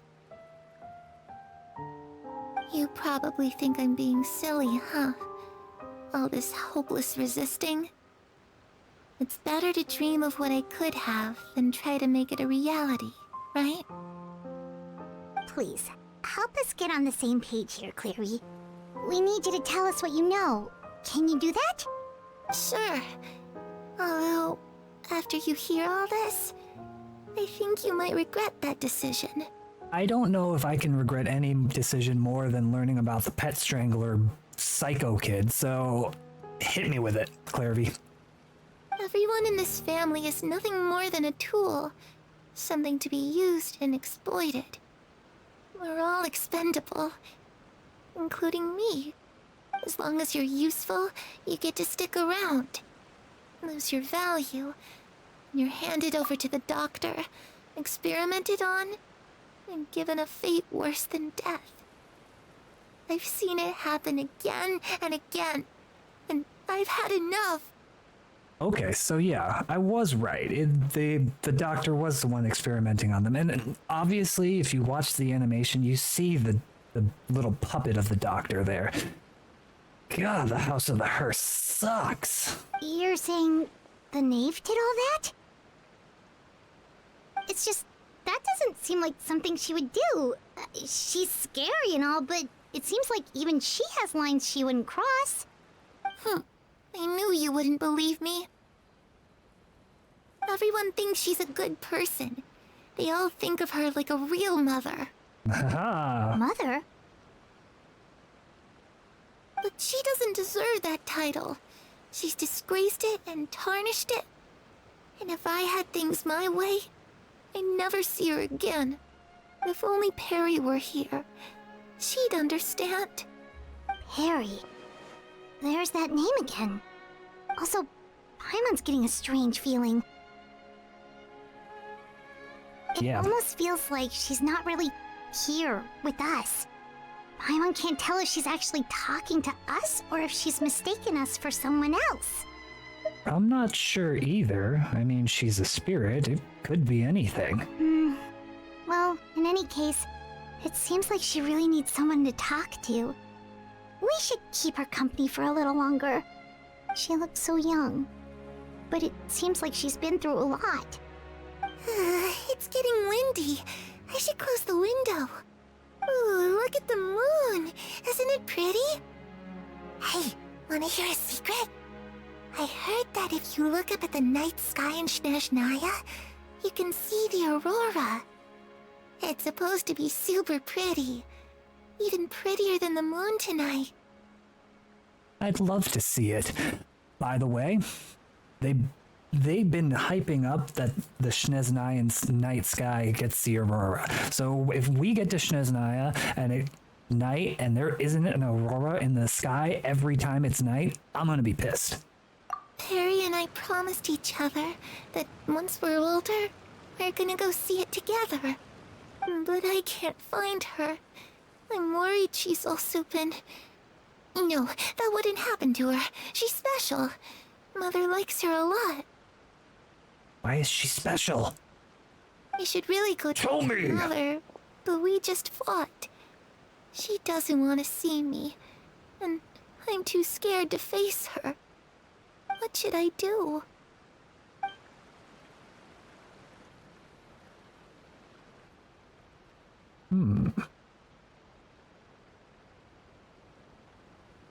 After some time, Flavia comes back to herself. She gives a weak smile and leaves on her own. I got it in that time. Really doesn't understand what's going on with her. Well, let's head back. We've got an early morning tomorrow. Come on, Paimon, you didn't watch the animation? The night passes. If you had watched the animation, you would know. All right, looks like we're all here. Let's go ahead with the plan. Before we do that, I have a question. Oh? What is it? Have the knave and the doctor ever worked together? What makes you ask that? Well, we kinda ran into Clairvy last night, and that's what she told us. We met the doctor back in Sumeru. He's super dangerous. and he's done all sorts of bad things. And he's hot. possible that Father and the Doctor have had certain dealings, but I don't think Father would work with him. We're not really on the same side, so there's not a lot of trust between them. That doesn't exactly set the stage for a successful partnership. I did hear, though, that when Father first became a Harbinger, the Doctor offered to work with the House of the Hearth. Father rejected most of his proposals, except for one. It had to do with some sort of secret experiment. Secret experiment? Could that be what Clairvy was talking about? Okay, how do you guys not get it? I don't think so. Father, mother, that makes... It's about the experiment itself, but I do know it's an entirely independent operation. The Doctor only proposed a direction for the research. That was the extent of his involvement. I still don't think that counts as working together. The details of the experiment are confidential, but complete records are kept on all participants. That doesn't seem to be the case with the situation Clairvy referred to. I know you don't agree with some of the Fatui's methods, and I'm not asking you to. But I am asking you to trust us on this. The House of the Hearth has its own principles. There are certain lines we're not willing to cross. Alright, that's good to hear at least. Clairvy seems to think the Knave and the Doctor worked together to do something horrible. If that turned out to be true, Paimon doesn't know how he would even face you guys. It's just that it doesn't seem like Clairvy is lying either. You do realize she's dead. She could be living the path. We don't know how long she's been dead. Just ask the Knave directly, but Paimon doesn't think she'd tell us. Well, let's focus on the plan for now. Father didn't come back last night. She's probably still near the shore. We'll be counting on you to distract her. Lynette, you're with me. Fremine, you know what to do. Be on your guard, everyone. All right, let's get to it. Let's do it to it, guys. Where are we going today? Let's try somewhere further away this time. She's just out here all night. I mean, I don't blame her. Sometimes it's nice to be outside all night. Ah, it's you two again. I must say, you look a bit pale. Did you have trouble sleeping last night? A little. Perhaps if you had less on your mind, you'd be able to absolve yourself of such troubles. So what are you planning to do now? Catch up on some sleep? Or should I give you some time to rack your brain for a topic to discuss before I ask any questions? Although I must profess to being curious. Without Child here, how do you plan on distracting me? She knows. Of course she knows. Paimon's the worst liar in the whole of Tevat. Us? Distract you? A good one. But no, we were just here for a chat. Looks like you could have used some extra time to think. No matter. If you don't have any other plans, why don't you accompany me somewhere? Don't worry. I'll be sure to steer clear of any scheming children. The ocean breeze is sure nice today. So, you know everything then. Children always think they can hide things from the grown-ups. It's true. But They're nothing really gets bad at past it. me. Least of all, a little scheming. I think I'll let them have at it for a little longer. I can be very patient. Well, I'll leave you to think things over. If you're so inclined, meet me outside the Palais Mermonia. Yes, ma'am. Good things come to children who do as they're told.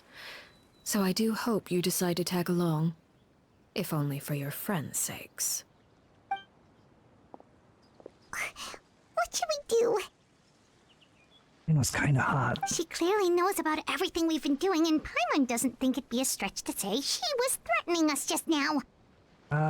We should release the pigeon that Lenny gave us. It's gonna be dead, isn't it? Oh, good idea. Hopefully he sees it in time. Well, we should probably head to the Palais Mermonia. Paimon doesn't want to find out what happens if we don't show up. Based on what the Knave was saying just now, it sure didn't seem like it'd be anything good. Oh, we really don't have any other options. Guess all we can do is take it one step at a time. Okay, then we probably shouldn't keep her waiting. It seems like Linny and the others are on thin ice, so let's do our best to not get them in any more trouble.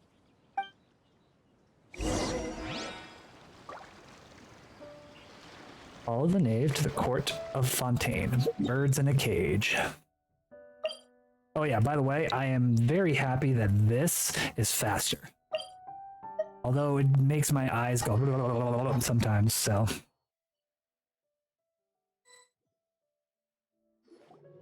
Seeing as we still have some time before my meeting, we might as well enjoy some pleasant conversation while we wait. I'm glad Ooh, are we gonna see Nouvelette? with my children. Being surrounded by good companions is necessary for a child's development. You're not planning on doing anything to them, are you? I assume you're referring to Lenny, Lynette, and Fremine. Although, there's that situation with Filial and Nentoy as well. It appears quite a few people have been acting out lately. Time for some executions to get some people back in line, I would say. No matter. I'm not one to discriminate. All those who betray the house meet the same fate. There are no exceptions. Does that mean you're going to kill them? Oh, are you here to beg for their lives?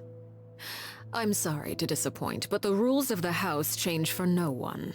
In my organization, everyone is responsible for their own actions. But don't you care about them at all? They really respect you. They even call you father. You must feel something for them. Any organization in which feelings come before principles is one destined for ruin. The House of the Hearth is hardly an exception. You could say our principles are more stringent than most. Perhaps I can offer you this consolation at least. As our guests, you two will not be held accountable along with them.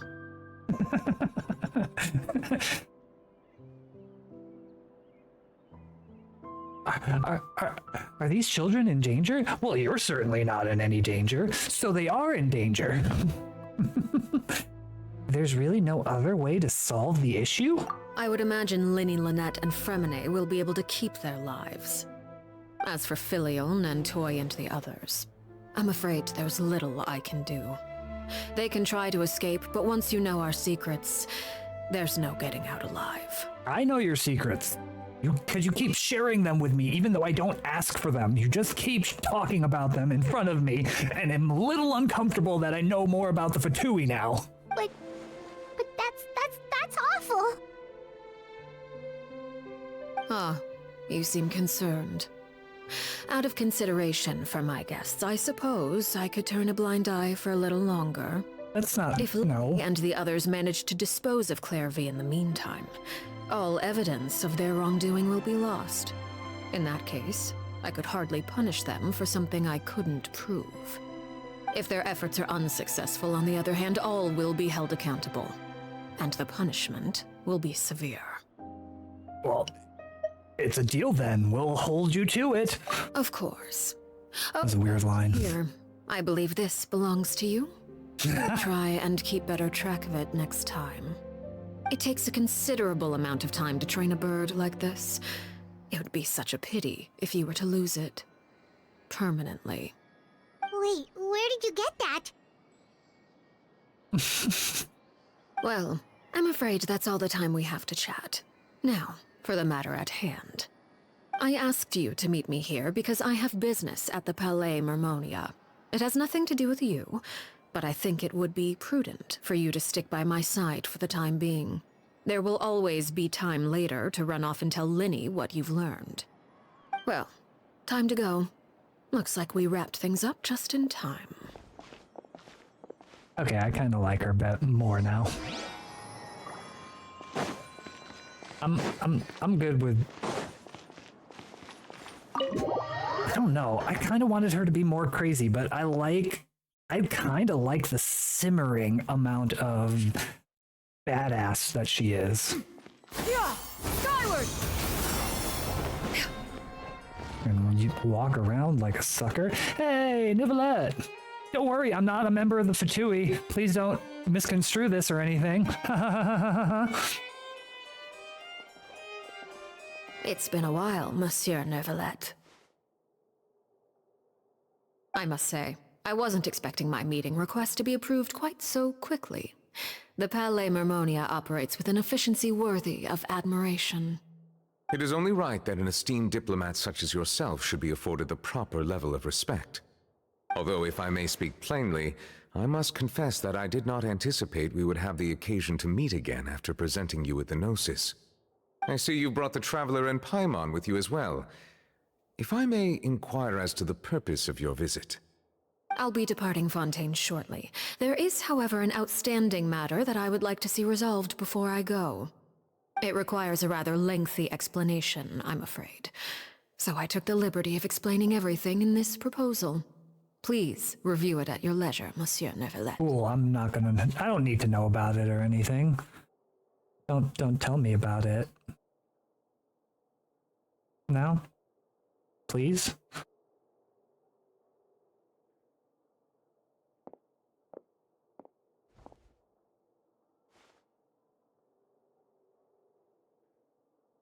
Awkward.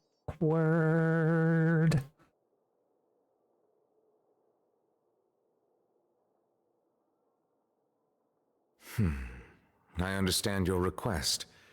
However, at the risk of causing offense, I must admit that I fail to see why you would wish for such a thing. I heard you have a certain fondness for water tasting, Monsieur Neuvillette, so allow me to use water as an analogy. A family is like a large body of water with countless rivers flowing in and out. As someone who watches over this system, I would hope that each river that flows from the source will eventually reach the ocean. Of course, objectively speaking, I know this is impossible. Most of the rivers will dry up along the way, disappearing into the ground and leaving nothing but a barren riverbed behind. Not all rivers are destined to reach the ocean, but I would not see their existence rendered meaningless.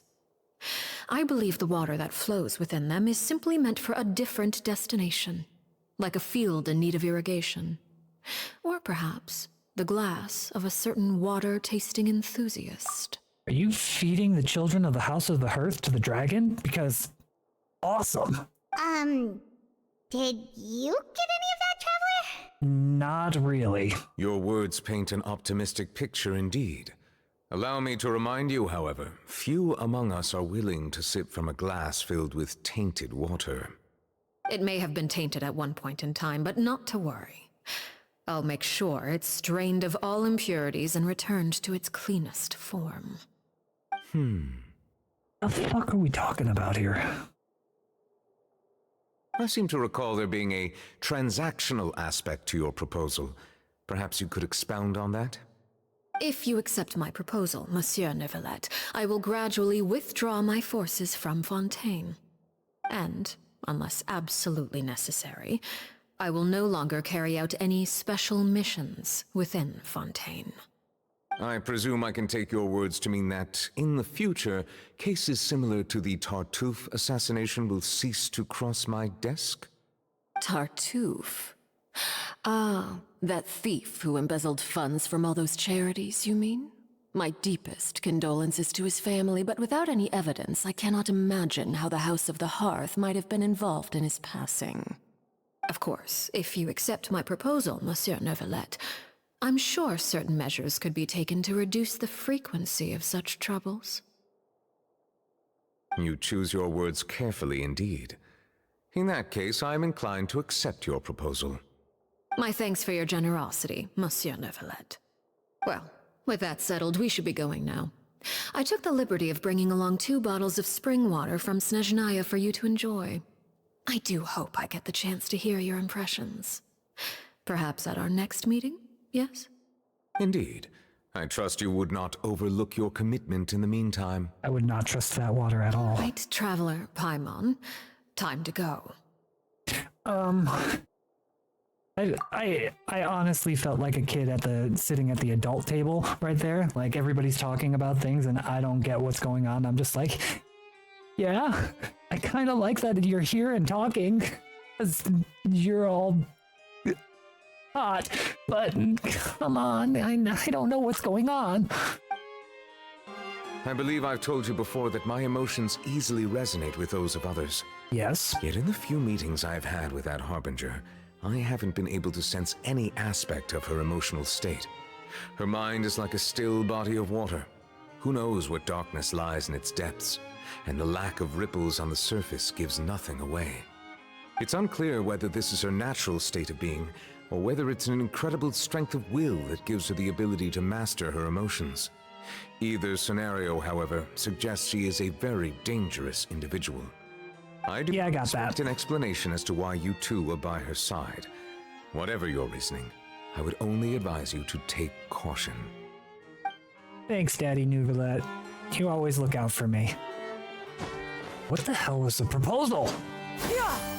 I'm guessing it has something to do with like the house of the Hearth children not being held accountable for any crimes and allowed to freely live in Fontaine or something like that. That would be my guess, but who knows? I don't know. I certainly don't know. So, what exactly were you talking about back there? Yes, explanations, please. Paimon only heard you mention some rivers, a large body of water, and then some kind of irrigation scheme. You really want to know? I would imagine there might be more pressing concerns at the moment. No? Winnie, Paimon really hopes everything's going okay. No, I want to know. Oh, Paimon recognizes that look.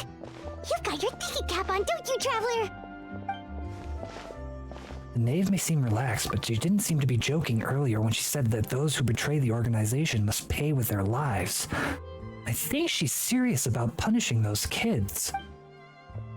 How should we stop her? No, there's something else we should figure out first. While we were talking in front of the Palais Mermonia, she mentioned Clairvy's name. That means she knew where Clairvy was this entire time? Maybe she even anticipated how Linny and the others were going to act. Oh, jeez. Ow. Oh, shoot. Are you alright? Oh, jeez. I'm so sorry. Oh, jeez. Focused on selling these papers, I wasn't looking where I was going. Oh, my bad. I also wasn't paying attention. Well, let me make it up to you at least. Here, take this paper. On the house. Of the Hearth? He looks kind of familiar for some reason. Oh, you don't have to give us anything. Is it that dude with the scar on his face? Please, I want to. It's not like I'm short on supply. All the extras will be useless come tomorrow anyway. It's my fault, really. I was just trying to bring home some extra mora for the family, but I bit off more than I can chew. I haven't had many takers today, so I'm still swimming in papers. What's going on here? Nothing much. I just ran into your friend here on accident. I should probably get going, actually, so... Hold on. Of course, I'm happy to compensate you with mora, it's just... I don't have any on me at the moment. I'll take 3 papers. Here. Your payment. Oh! Thank you for your patronage. May the Archons bless you with good fortune. It's totally the dude with the scar on his face. Customers every day. I should probably just take on a smaller inventory though, right? I'm getting married soon, so sometimes it's hard to not get ahead of myself. Anyway, I should head out. Goodbye! Well, now that my affairs are settled, we should take the boat back to Poisson. We've even acquired some light reading to enjoy along the way. Actually, why don't we stick around for a little longer? Paimon just realized how hungry she is. She can't head back to Poisson on an empty stomach. Looks like Paimon is trying to buy us more time. If we head back now, I doubt Linny and the others will have made any progress. What should we do? It appears you two are under the impression that delaying our return will somehow alter the situation in your favor. I'm sorry to ruin your fantasy, but your efforts are meaningless. That being said, I could be persuaded to give Linny some extra time. I just have one condition. If you agree to my request, I'll even answer some of your questions. you're quite curious about Clairvy, are you not? And my relationship to her. Wait, why are you being so generous all of a sudden? You're not gonna ask us to do something bad, are you? You overestimate yourself. You don't have the talent for bad things. Then what can you possibly... The most important consideration in a negotiation is that both sides receive something they want. Demands and threats only get you so far. Your condition. Let's hear it. Wonderful. Here it is. When the time comes, make the choice that you deem most appropriate in the situation, and lend your help to the House of the Hearth. Okay, sounds normal enough. But what do you mean, when the time comes? When is that supposed to be? That is for you to decide. We accept your condition. Then we have a deal. Follow me. To the Nameless Ruins. Oh shit, that's all the way over here. Oh, that's gonna be that's the old House of the Hearth. Hey, we're gonna get some exposition. Woo! I have a feeling that the experiment that she asked, what's his name, Dottore to do was some like mind erasing experiment so that she could, instead of killing people from the House of the Hearth, just erase their mind and allow them to go on with their life. That's what the purpose of that one dude with the scar was supposed to show off, which I'm gonna be honest, I'm gonna be a little disappointed if that's the case, because come on now, like, can we just have one bad guy that is just a bad guy other than Dottore? Because everybody on the Fatui seems like just upstanding citizens except for Dottore. Everybody else just is like, oh cool, we're actually really nice. We just pretend like we're bad guys. Like, I'm kind of over the pretending to be bad guys trope. Be bad guys. Like, be evil, please. Not like I need my bad guys to be evil, but come on, be evil. What is this place? The old House of the Hearth. Somewhere long forgotten by everyone. It used to be a grand building. Now it's nothing more than a pile of rubble.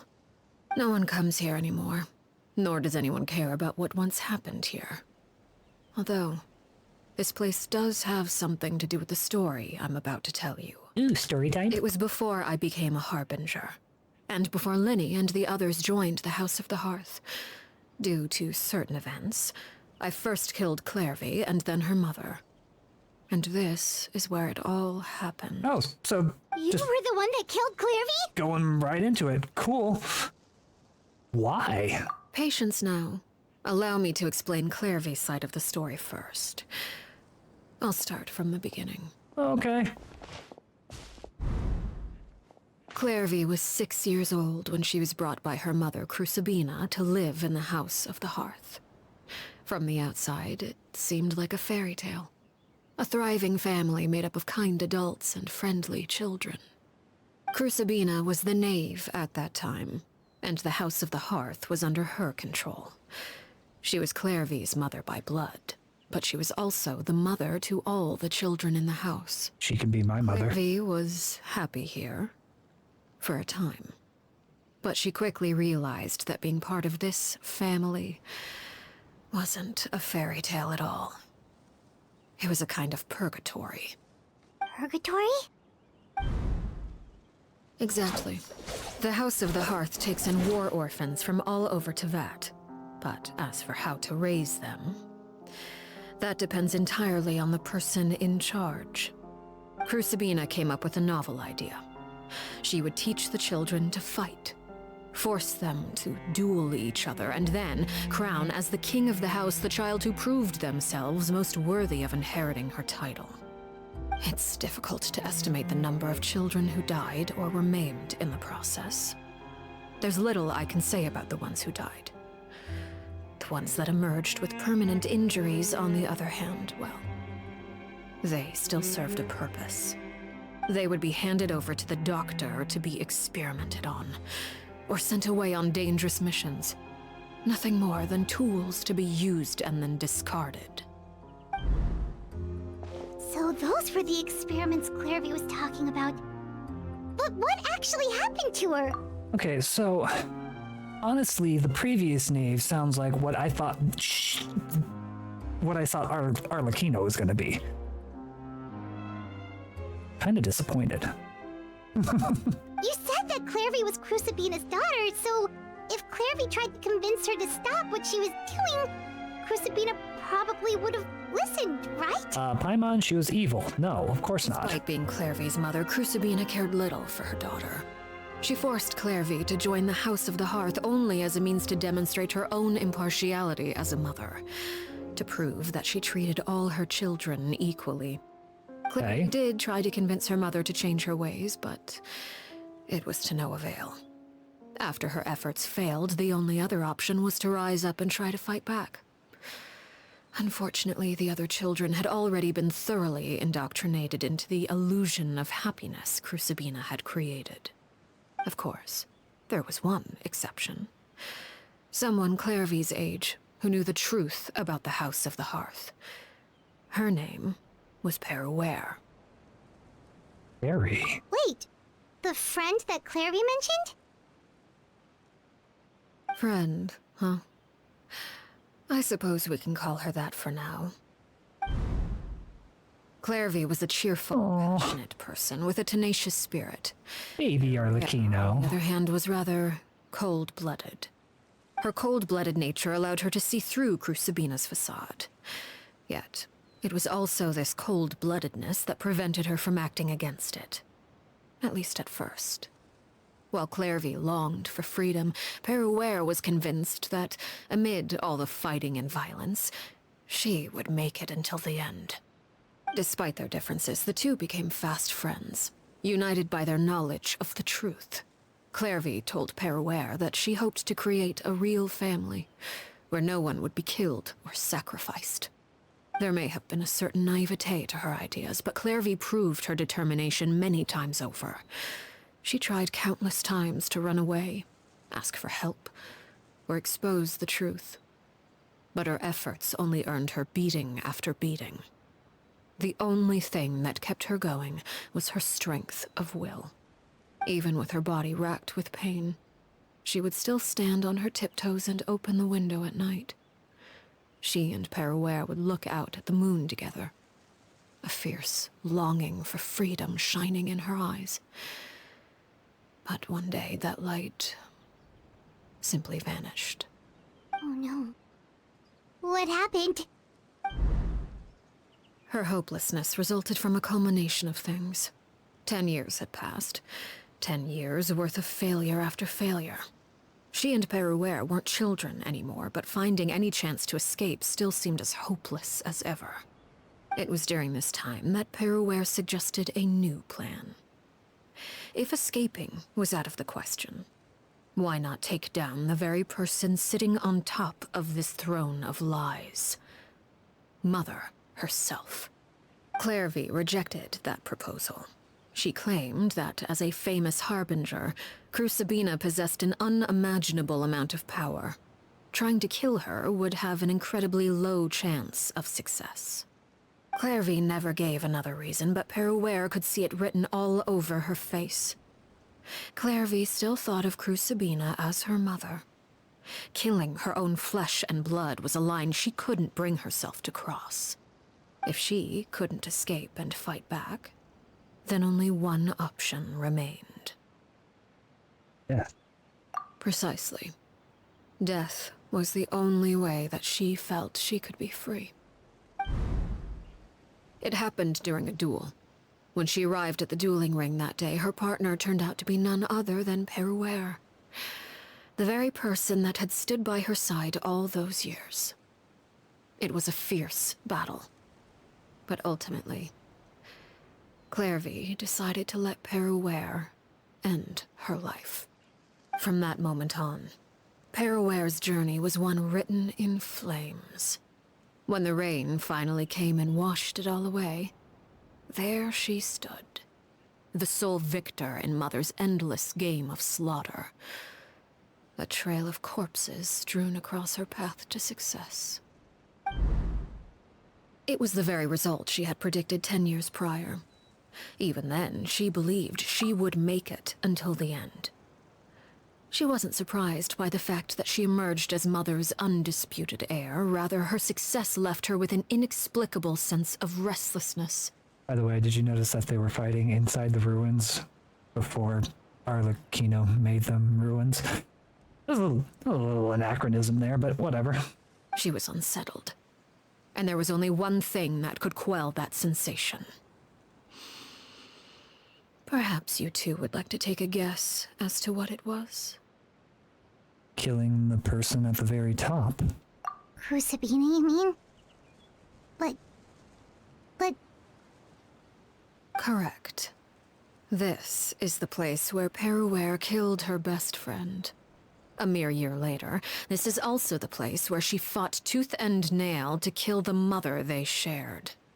The moment she acted, any conception of what was right or wrong ceased to matter. It's one of the principles of the house. Only those who survive get to write the rules. Peruware won the battle, and became a harbinger herself. After which Her Majesty, the Tsaritsa, bestowed upon her a new name. Arlecchino. So the Perry Clairvy was talking about... It was you all along. You're Peruware. Arlecchino is just a name you got later. Are you planning to kill us? Is that why you're telling us all of this?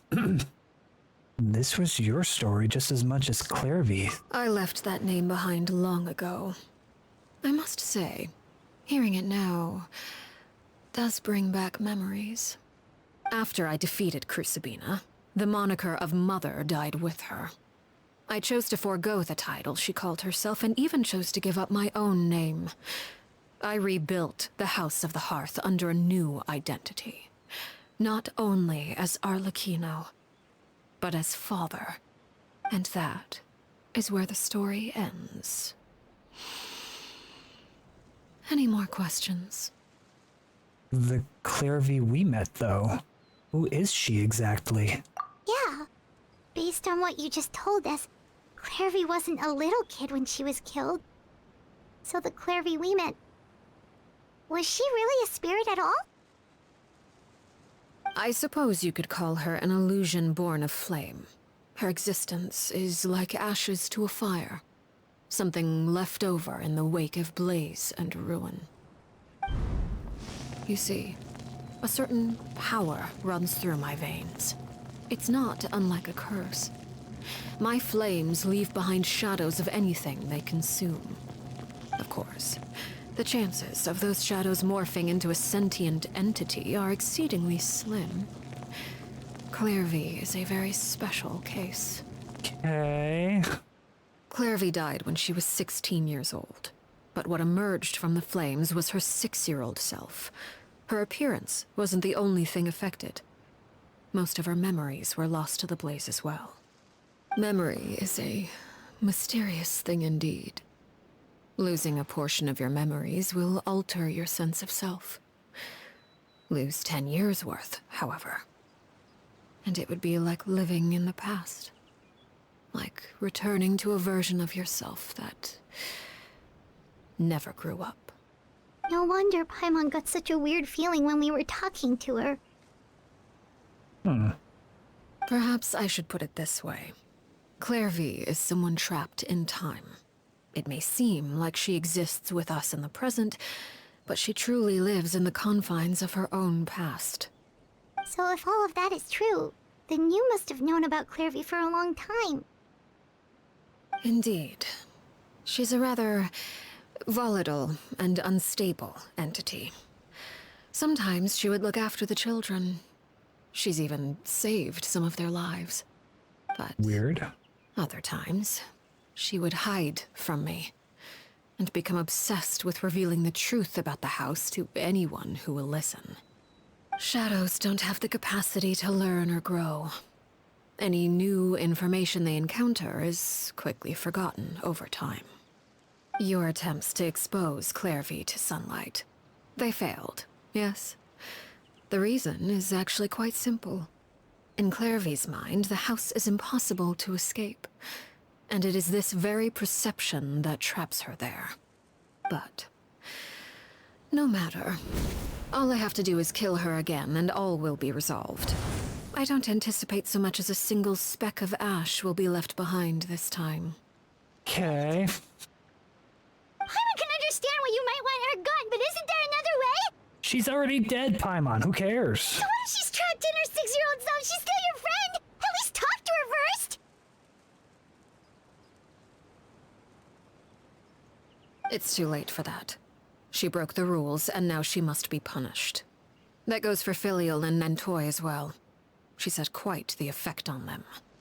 I hope you understand. The difference between Crucibina and myself lies in our formulation of the rules, not our policy for enforcing them. Upholding the rules without question is a trait we both share, because that is how a household should be run. Oh, Traveler gonna say something? Traveler voice? Really what you want to do? Yay! Whatever could you mean? Don't you want to say a proper goodbye at least? Whether as a killer or as a father, there are two things that must be avoided at all costs: anger and sorrow. Anger makes you impulsive. Sorrow causes you to waver. Well, it appears it's about time to proceed. Before we arrived, I told some of my well-behaved children to bring our troublemakers here by nightfall. Uh-oh. I do believe I've kept my end of the deal. I give your friends quite a bit more time. As for what happens now, we'll just have to wait and see. Ooh, the music.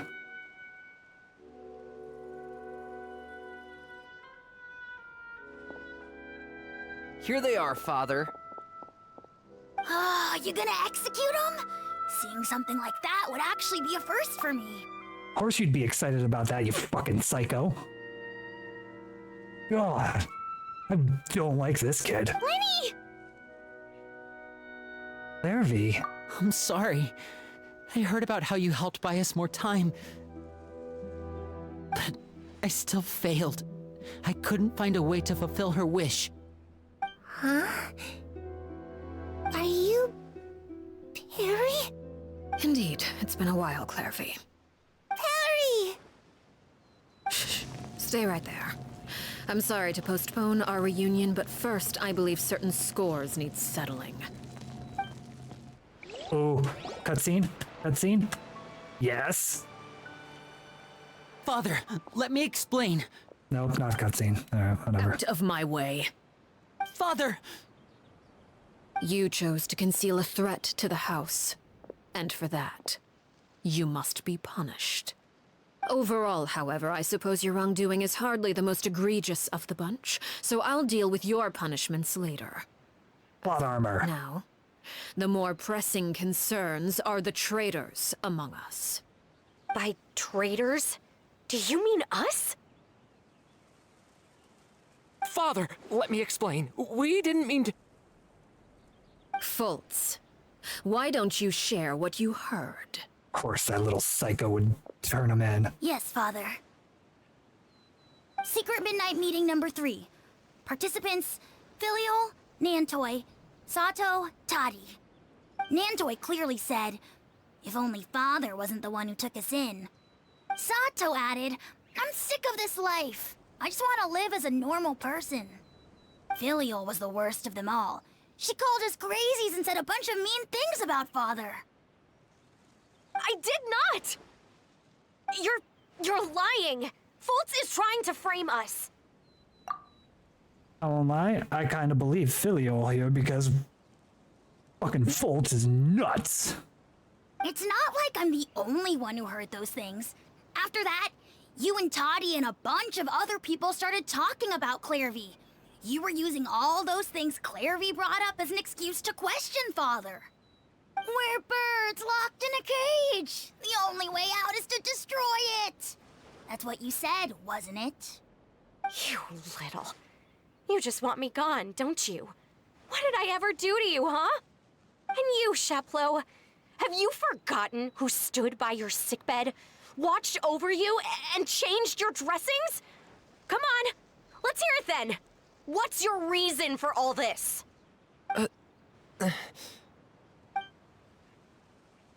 You're wrong, Filial. We don't want you to die. You're our family. Liar. You wouldn't be doing this if that were the case. So why? Why have you backed us into a corner? We all live in the House of the Hearth. You know the type of work we do, Filial. A single betrayal can cost dozens of us our lives. It's not like it's never happened before. That kind of thing is hard to forget. That's why the House of the Hearth cannot tolerate any form of betrayal.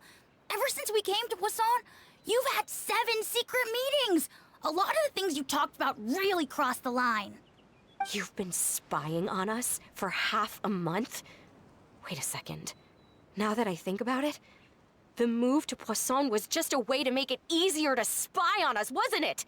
Because we were all in one place. You've had this planned all along. Filial, Nantoy, I'm sorry.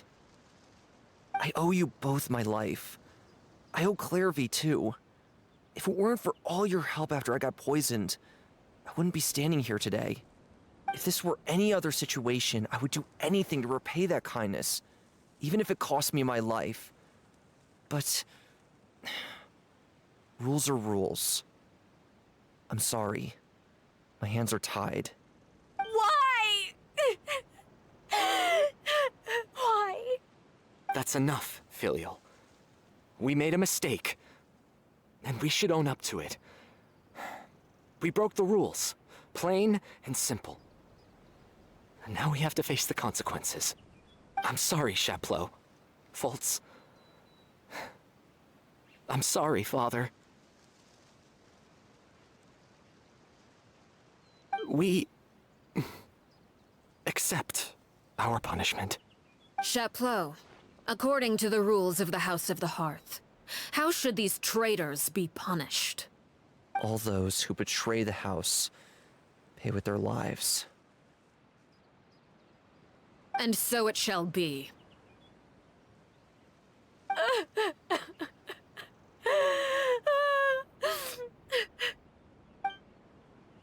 Yeah.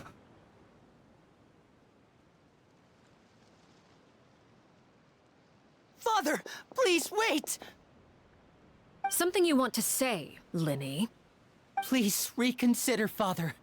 What Filial and the others did, does it really count as betrayal? Yes, We it all come does. from broken families. From the very first day we joined the House of the Hearth, we wanted nothing more than to make it a real home. But the truth is, none of us know what a real home should look like. I'm not saying I have all the answers. All I know is this. Killing Filial and the others may uphold the rules, but doing so will only bring us further away from being a real family than we've ever been. So please, Father, please reconsider. I agree with Linny. Father, please. Linny, you...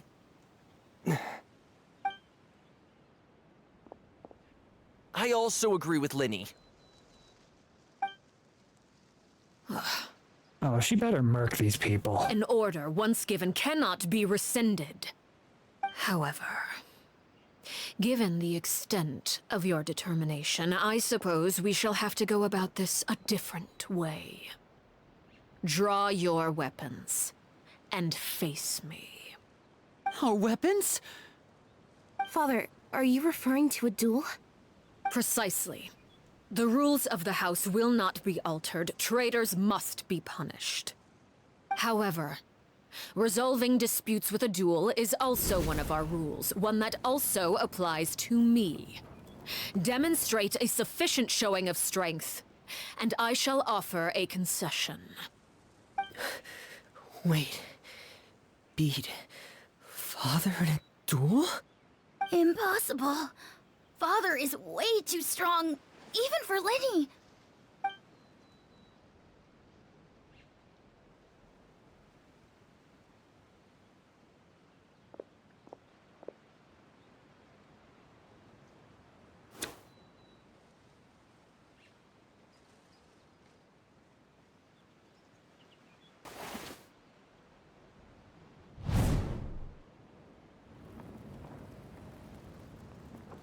Did you hear that, Traveler?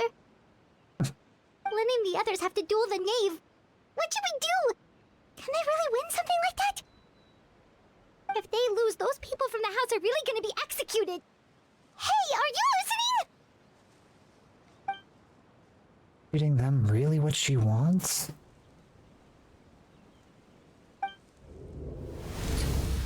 Don't you want to say a proper goodbye at least? Anger makes you impulsive. Sorrow causes you to waver. Back then, she never really answered my question. But that makes the answer pretty obvious, doesn't it? Oh. Looking at that expression on her face, she seems really serious about this. Guess that means there's no chance she's throwing the duel on purpose, huh? There's no way the knave will lose on purpose. Although... When guests are around, families are often on their best behavior. And any disputes are less likely to escalate. When the time comes, make the choice that you deem most appropriate in the situation, and lend your help to the House of the Hearth. What's wrong, Traveler? Hey, where are you going? Traveler? I'd like to see for myself what the fourth of the Fatui Harbingers can do. You're asking to join the duel against the knave? Yeah, why not? If that's okay. I'll allow it. We do have a ready-made dueling ring at our disposal, after all. All I would advise is this. Keep a firm grasp on your weapon, and give it your all. Any less, and you may just lose your life. Aw, shit. Let's go.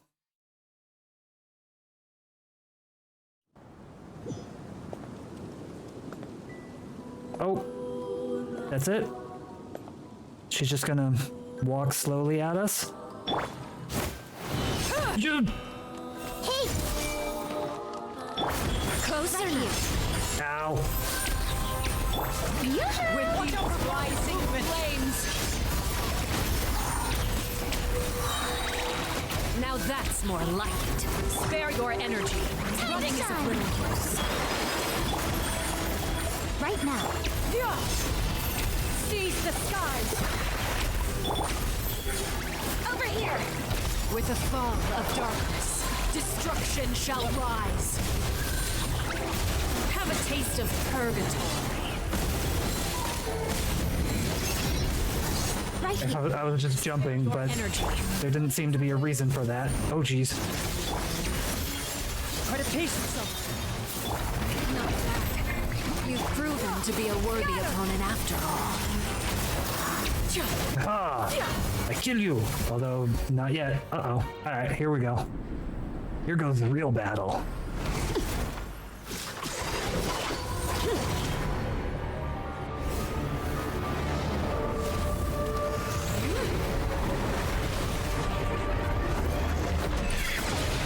Okay.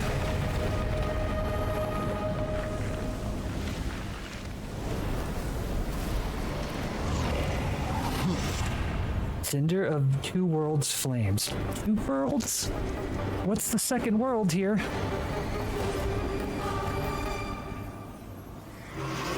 Oh jeez! That was... Steered away. My blade is all that remains. Hey! Make yourselves a home! Now for chip. Over here! I'm just gonna heal now. Doesn't count! Never mind, I'm just gonna die. Cool, cool. as she shoots freaking laser beams at me. Watch out for Father's movements! Look out!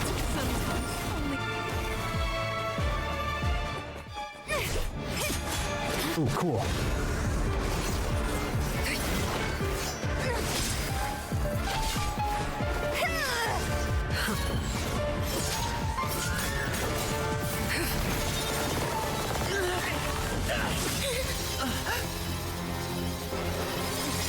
Yeah, Fremine.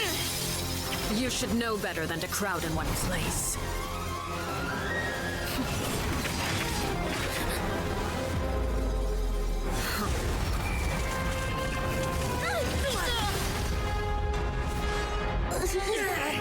Oh, I know.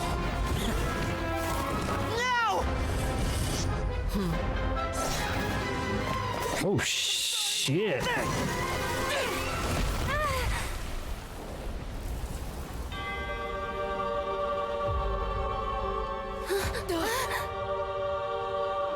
Sorry for what? This pitiful excuse for an attack?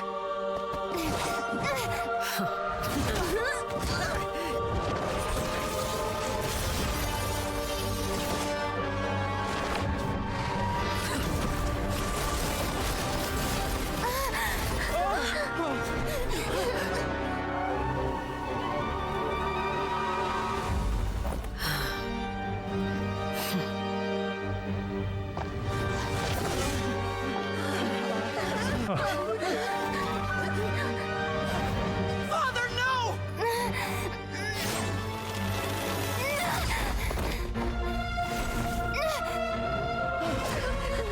Made it out, did you? You're stronger than I expected.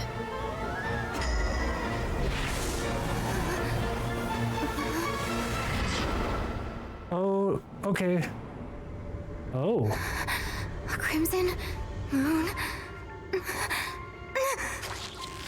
I can't move.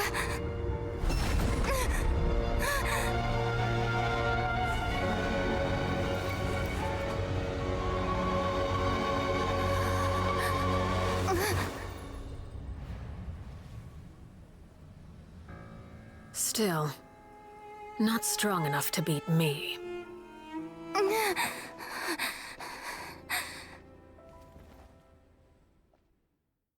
Okay. What just happened?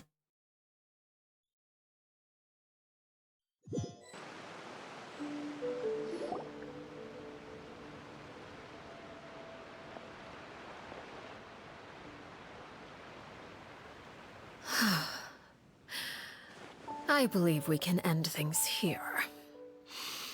It's not often that we get to enjoy the company of guests, after all. We wouldn't want things to get too out of hand. Honestly, I'm gonna be a little disappointed if she doesn't murk these people.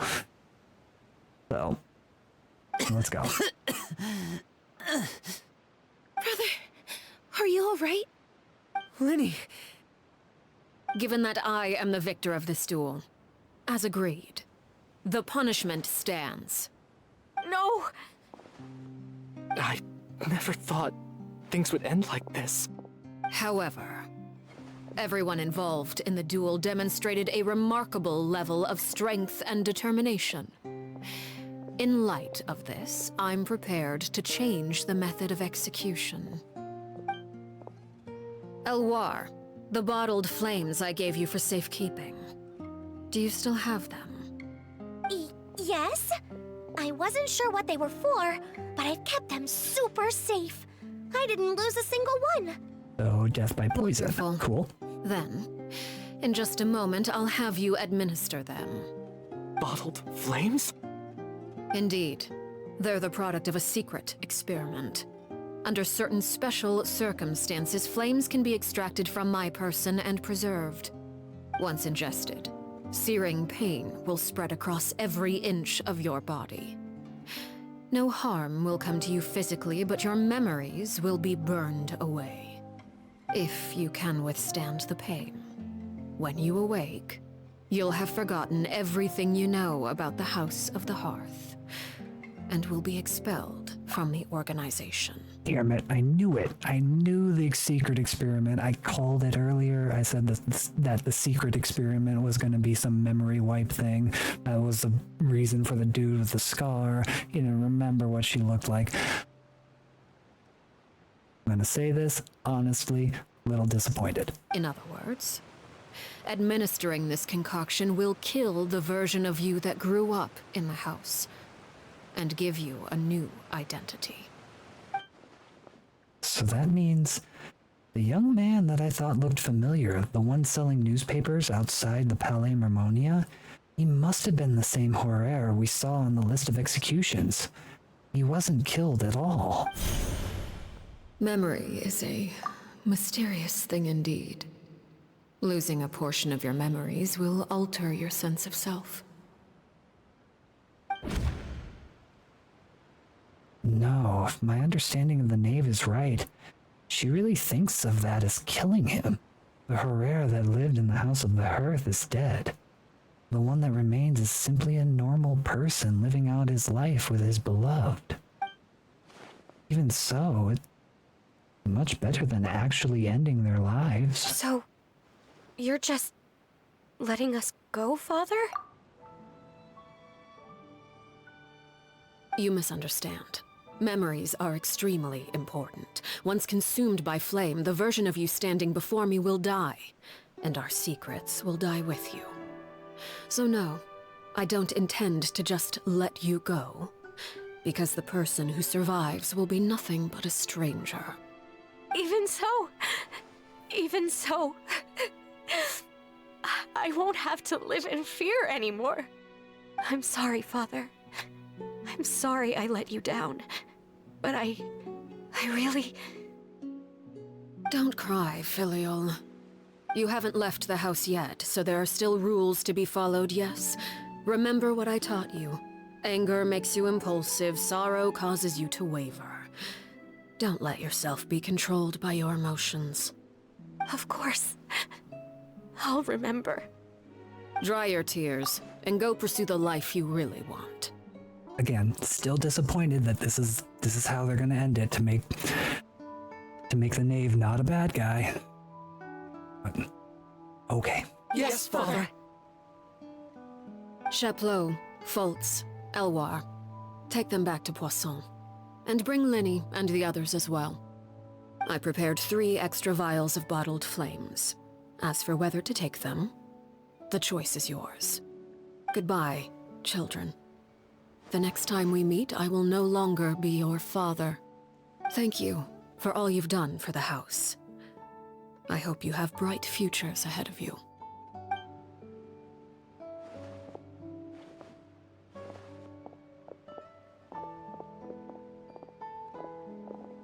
Father.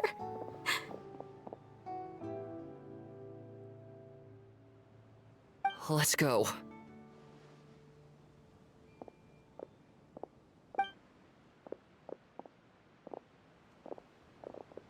Here, grab my arm, Linny. I'll help you walk back. Thank you.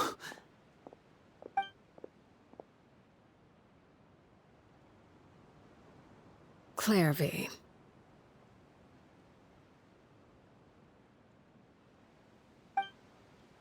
Yeah.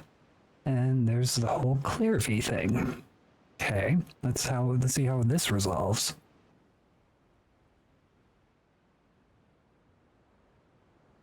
Can we talk now?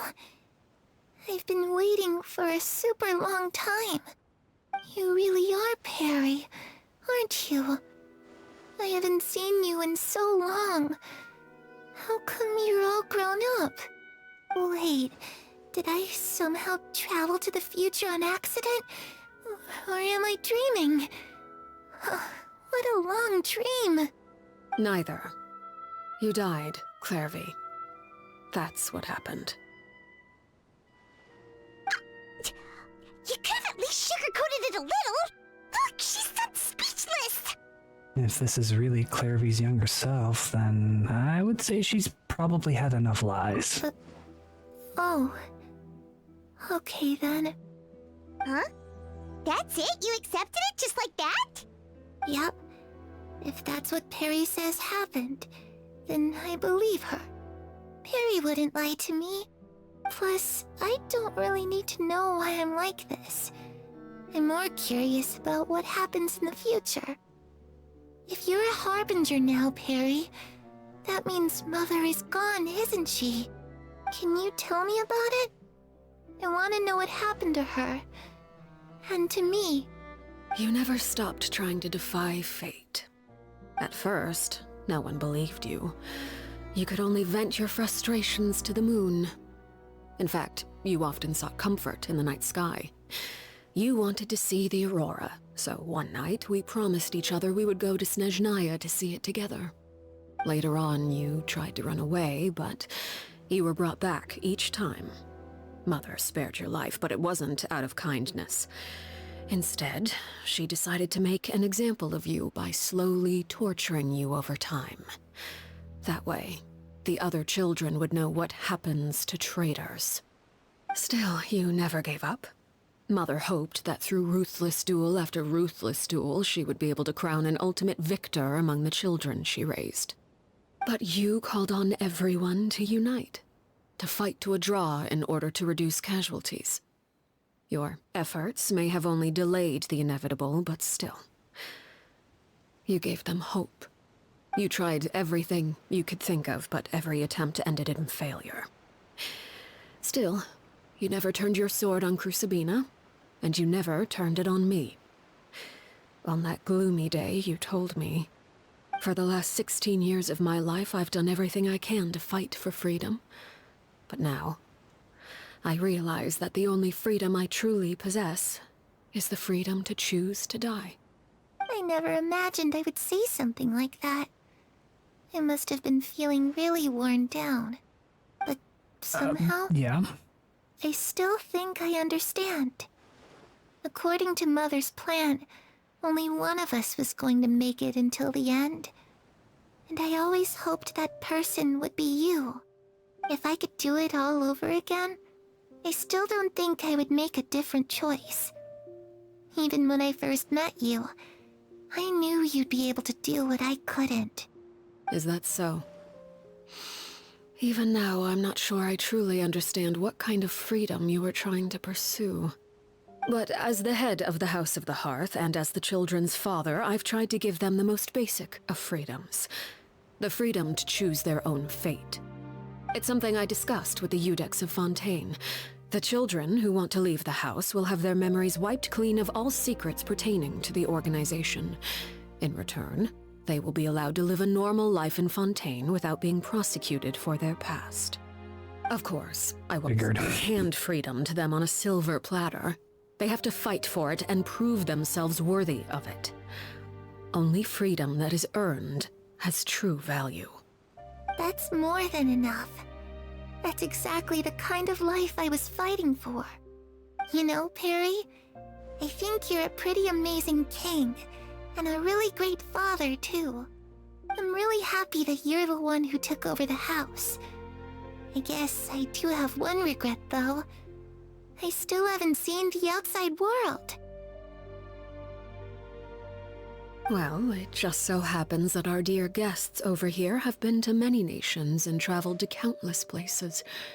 Perhaps they would be willing to tell you what the outside world is like. Story time.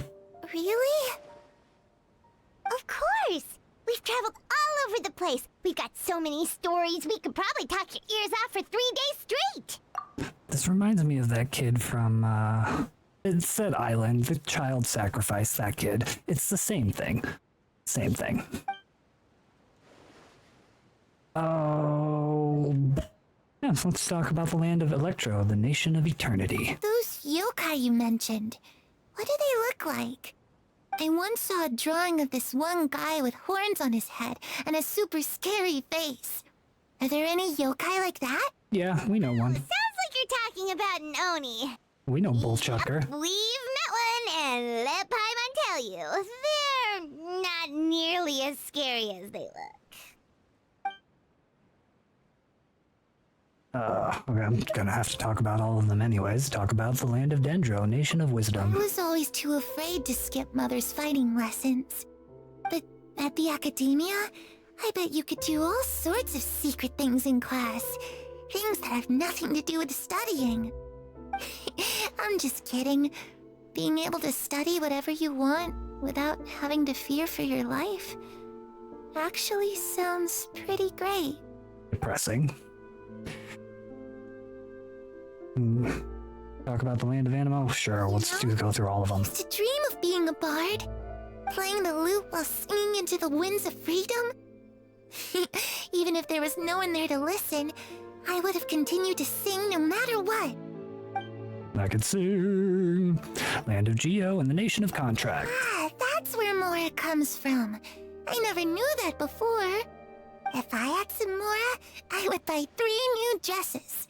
One for me, one for Perry, and one for Mother. Really? Still Mother? Just Why? too bad Perry doesn't like wearing dresses. And Mother, well, she probably wouldn't accept something like that either. I guess I'd just have to keep them all for me then. I could wear a different one every day. You know there's more than 3 days of the week, right?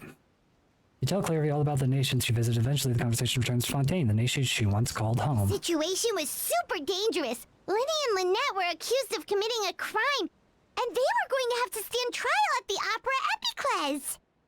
Oh no, that must have been hard for all of you. What happened next? Don't worry, we were able to turn the situation around super quickly. Thanks. They needed to get more use of that, didn't they? How'd you do that? Come on, tell me. Okay, so it was like this. After the failed magic show, we rushed to the scene and... I kind of have this feeling that Arlecchino is using this just to get intel on all the other things that we've done. Considering that all she's doing is just sitting here and listening, and we're just blurting out all of this information about everything that we know.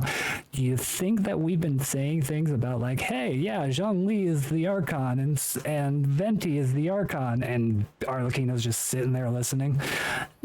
She would know. She would know. She's part of the Harbingers, and they all know. But I kind of think it's funny that we're just blabbing all this information in front of our enemy. Weird. Clairvy is listening really intently to Paimon's story about our time in Fontaine. She seems really happy, like all her troubles have been forgotten. Maybe this is the first time she's ever been able to truly relax. But I'm not sure how long this moment can last. Shadows don't have the capacity to learn or grow.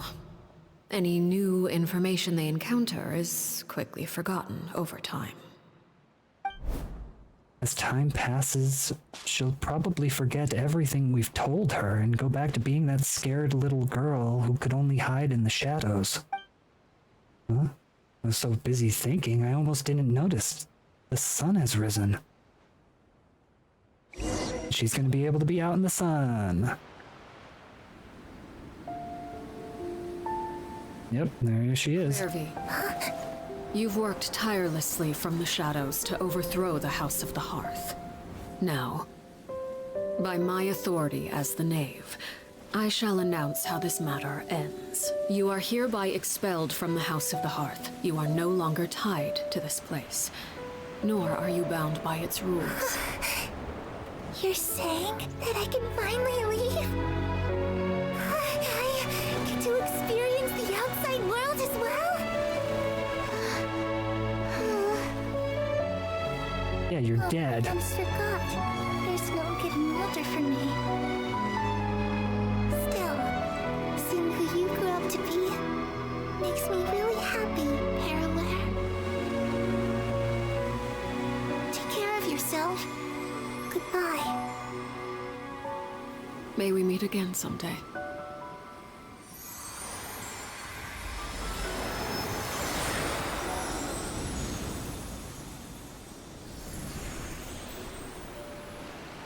Aww. Clairvy. Well, it's fate better than most, I guess. So soon. Paimon didn't even get to finish her story. I also have certain sentiments left unsaid. I wanted to tell her that the aurora I saw in Snezhnaya was just as beautiful as the ones in the pictures. But a shadow's memories reset at dawn. Had we delayed any longer, we wouldn't have had the time to say goodbye. Whatever regrets may linger, let them be lost to the coming of a new day. Father? The black lung, Pops. Hey, Linny!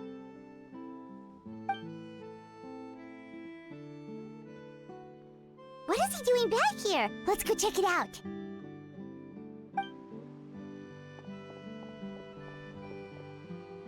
This mission just keeps going, doesn't it?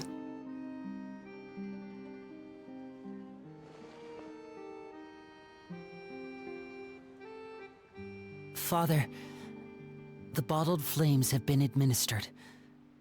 Filial and the others have left the house. And you? What have you decided? Obviously, to not. Thank you for giving us that choice, Father. But we never wanted to leave the house. It's the only home we've ever known. Lynette and Fremine feel the same way. They're recuperating back at the Hotel Bouffe Tété. But I decided to come back and tell you where we stood. I'm sure you're well aware of the expectations I have for you. I want you to follow in my footsteps and become the next king of the house. Yet you seem to have different ideas. I must admit, I'm rather surprised by your decision to stay. There's nothing wrong with choosing to live a quiet life. Leading this organization is a heavy responsibility, one not so easily carried by someone forced onto the throne. I just never understood what you saw in me. What made you believe I was deserving of that throne? You're brave, talented, and, most importantly, you cherish your family. You would do anything to protect them, even if it costs you your life.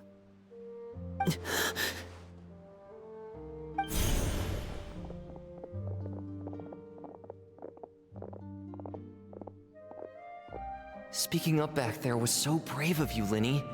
It's all thanks to you that we were able to convince Father to back down. You're a hero, Linny. Hero. Father is the real hero. Had Father gone all out during the duel, there's no way I would have walked away with my life. She must have had it all planned from the beginning, from the very moment she suggested a duel. I'm not deserving of that title. I'm not strong enough, or smart enough. You're wrong. In my opinion, all you need to be deserving of the throne is conviction and the necessary strength to act on it. We may have different ideas of what it means to be a family, but you can hardly be said to lack conviction. What you truly lack is strength. For someone of your talent, though, that's something that will come with time. Even without that strength, you still chose to face me in a duel, even though the odds were stacked against you. That capacity to honor your convictions is what I truly see in you. Father. No one knows what the future holds, what tragedy or triumph may be in store. Being at the head of this organization requires the strength of will to face whatever comes. Caution will only hold you back. If reaching a certain standard were required to go after what you want, I would never have succeeded in killing my predecessor. Back then, there was still a considerable gap between our abilities. Strength may decide the ultimate victor, but those who let a lack of strength dictate their decisions or undermine their convictions will never be worthy of the throne. I understand, Father. Thank you. Children must grow up to surpass their parents. Only then can a family continue to flourish. The road ahead is not an easy one, so I'll ask you one last time. Are you certain you want to stay?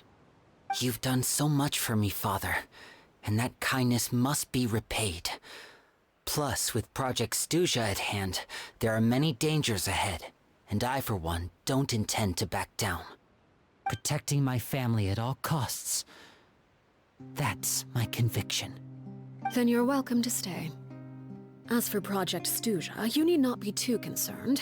If those cowardly businessmen and heartless dignitaries try to take us down, I'm prepared to teach them a lesson. Having members who longed for the light was our organization's last weakness. With those members no longer among our ranks, the House of the Hearth is like a spider hiding in the shadows. We need only wait for our prey to come to us. At present, our imperative is to use their plan to our advantage. In doing so, a crimson moon shall rise amid the frigid blizzards of winter. No demonstration of loyalty shall go unrewarded, and no sacrifice shall be in vain. As for the two of you, whether we meet again as friend or foe, I'll remember the camaraderie we shared in this moment. No matter how arduous the journey ahead, I hope we both reach our desired destination.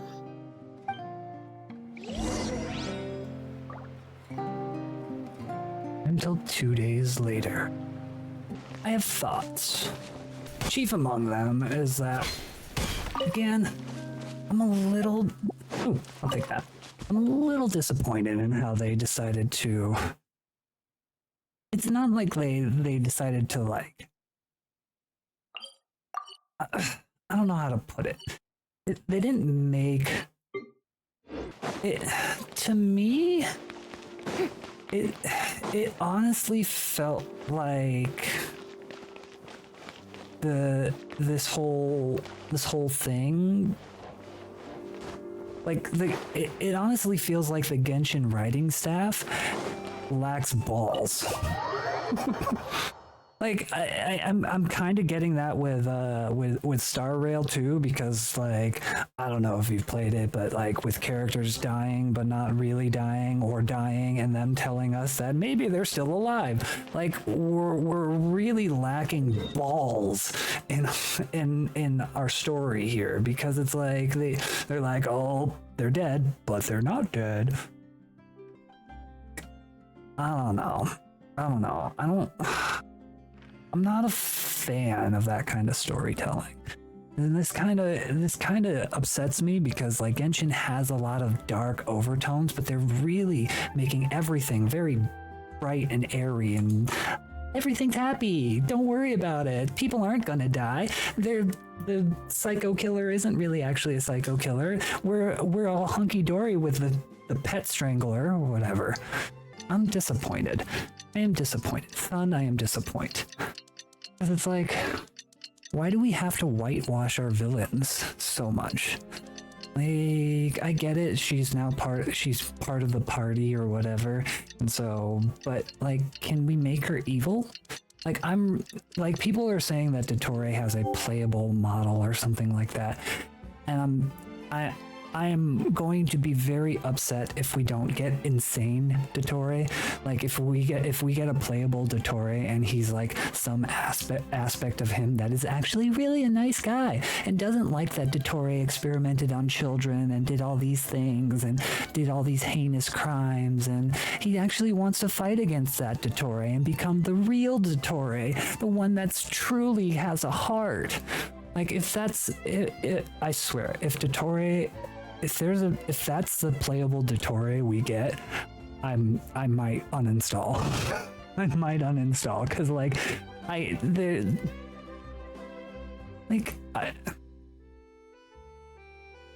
we know there's dark things in this game. I mean, we talked to freaking Pet Strangler over there, but and like all the things that happened with Conria and all these things, but I just hate that like all of our playable characters have to be happy and they have to be nice people. They're really nice, don't worry. Like, no, make one evil. Make one evil. I don't care. Why do they all have to be nice? Didn't Linny say that Lynette and Fremine were recovering at the Hotel Bouffe d'été? Oh, Paimon wonders how they're doing. maybe we should go check on them. Lynette, Fremine, how are you feeling? Much better. Whew, what a relief. What about you? Are you feeling alright? Although I do like that in the story quest, we didn't actually win against her. We didn't win. She could have killed us. She just didn't. There's no need to worry. I'm right as rain. I knew you'd come out unscathed. Us, on the other hand, well, we've been bedridden for 2 days. I couldn't even turn over. Oh, and I wanted to ask, is Clairvy gone? Linny and the other members have left Poisson and returned to the House of the Hearth. According to him, there haven't been any more sightings of a spirit roaming the house. We bid her farewell under a blanket of sunlight. Her wish has been fulfilled. I see. I'm glad. Father came to check up on us 2 days ago and told us about what happened with Crusabina and Clairvy. Actually, I've met Crusabina before. Okay, so they are going to go into that.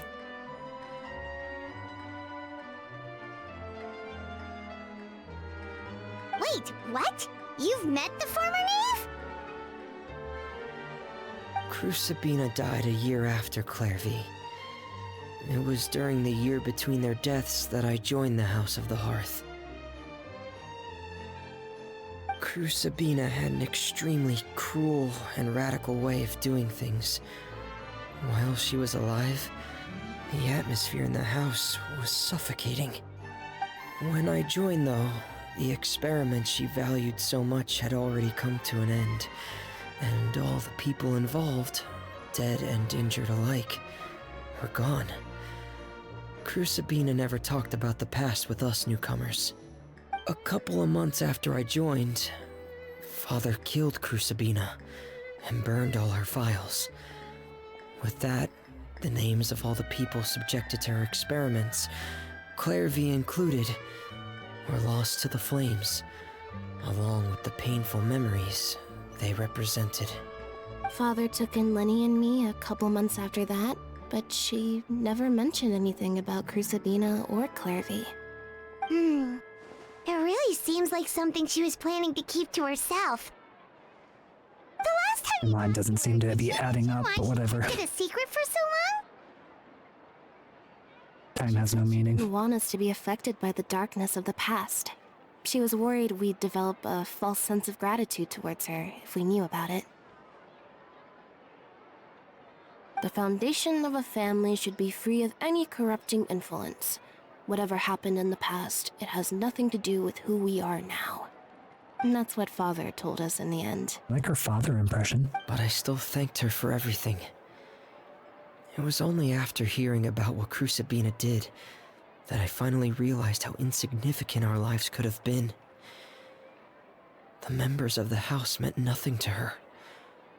To say that she valued them in any way, even just as a tool, would probably be giving her too much credit. If Father hadn't taken over the House of the Hearth, I probably would have already... Don't think about that. She saved you in the end. Father rarely brings up the fact that she saved us. She doesn't believe that being indebted to her should be what ties us together. But even if we didn't owe her anything, we would still choose to stay. Because this is our home. We may have arguments or times when we feel wronged. Some people may even choose to leave. But as long as Father is here, we will always have a home. Whether the path before us is bathed in sunlight or shrouded in shadow, we'll follow Father wherever she chooses to go. So I wanted to say thank you for helping us make it through this crisis. Without your help, we could have lost a lot more along the way. Oh, we didn't do anything, really. Just invite us back as guests and we'll call it even. I don't want to be a guest in their freaking house of psychos. Of course. You're welcome anytime. Are Filial and Nantoy okay? I actually saw them at a cafe this morning. They didn't recognize me. From what I could tell, they were drinking coffee and talking about one of the operas that started running recently. They seemed happy. If I had to take a guess, I would say they finally found the kind of life they always wished for. Aww. And the hearth flame goes out.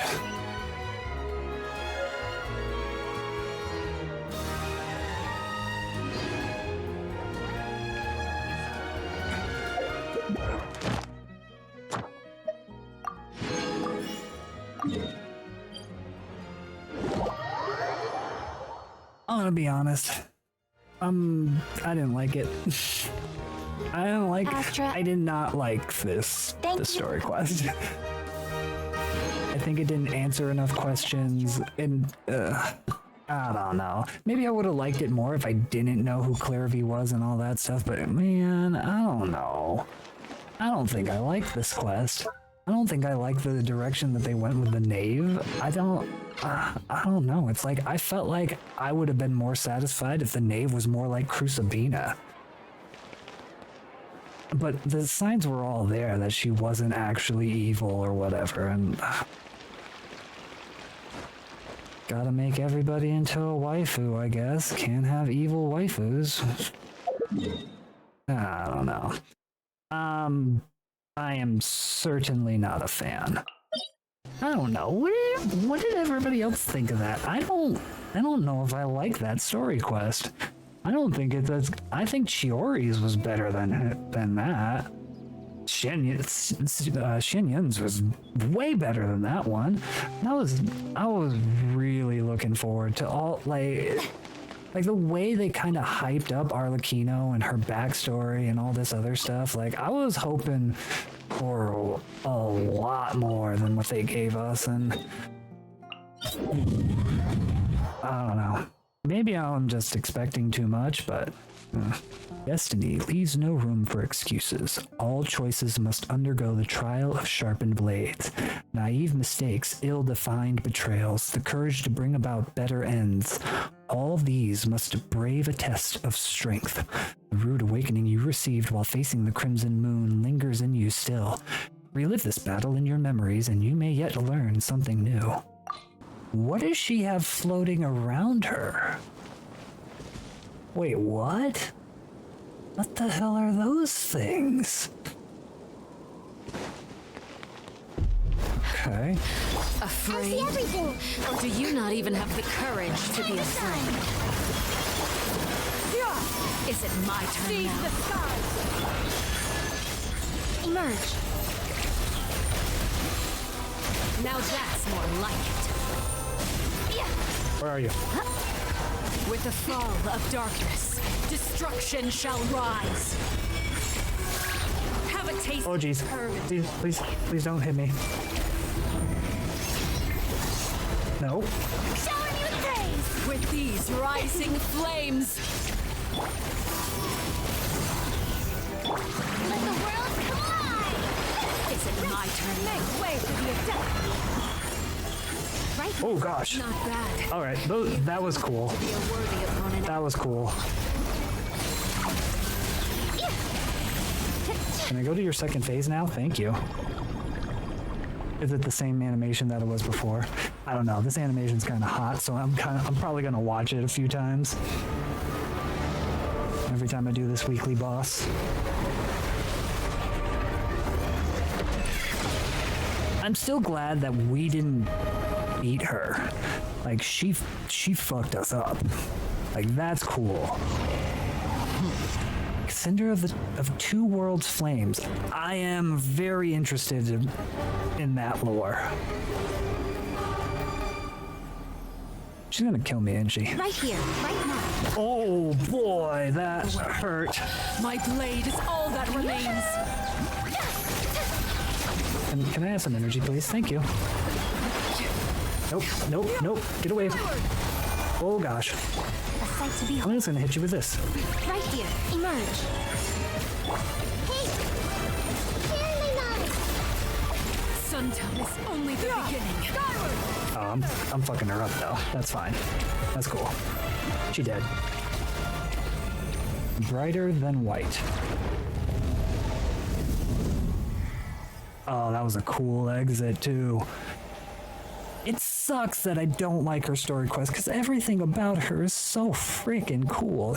Everything about her is badass, but God, that story quest was so whitewashed. Oh, it hurts that that story quest was so wooified to me. Ugh. Whatever. At least her boss fight is really cool. Thanks for watching. If you enjoyed the Arlecchino story quest, more power to you, but please talk to me and convince me that it was good, because I don't think it was. Anyways, I'll talk to you all later. This is Invader Coda.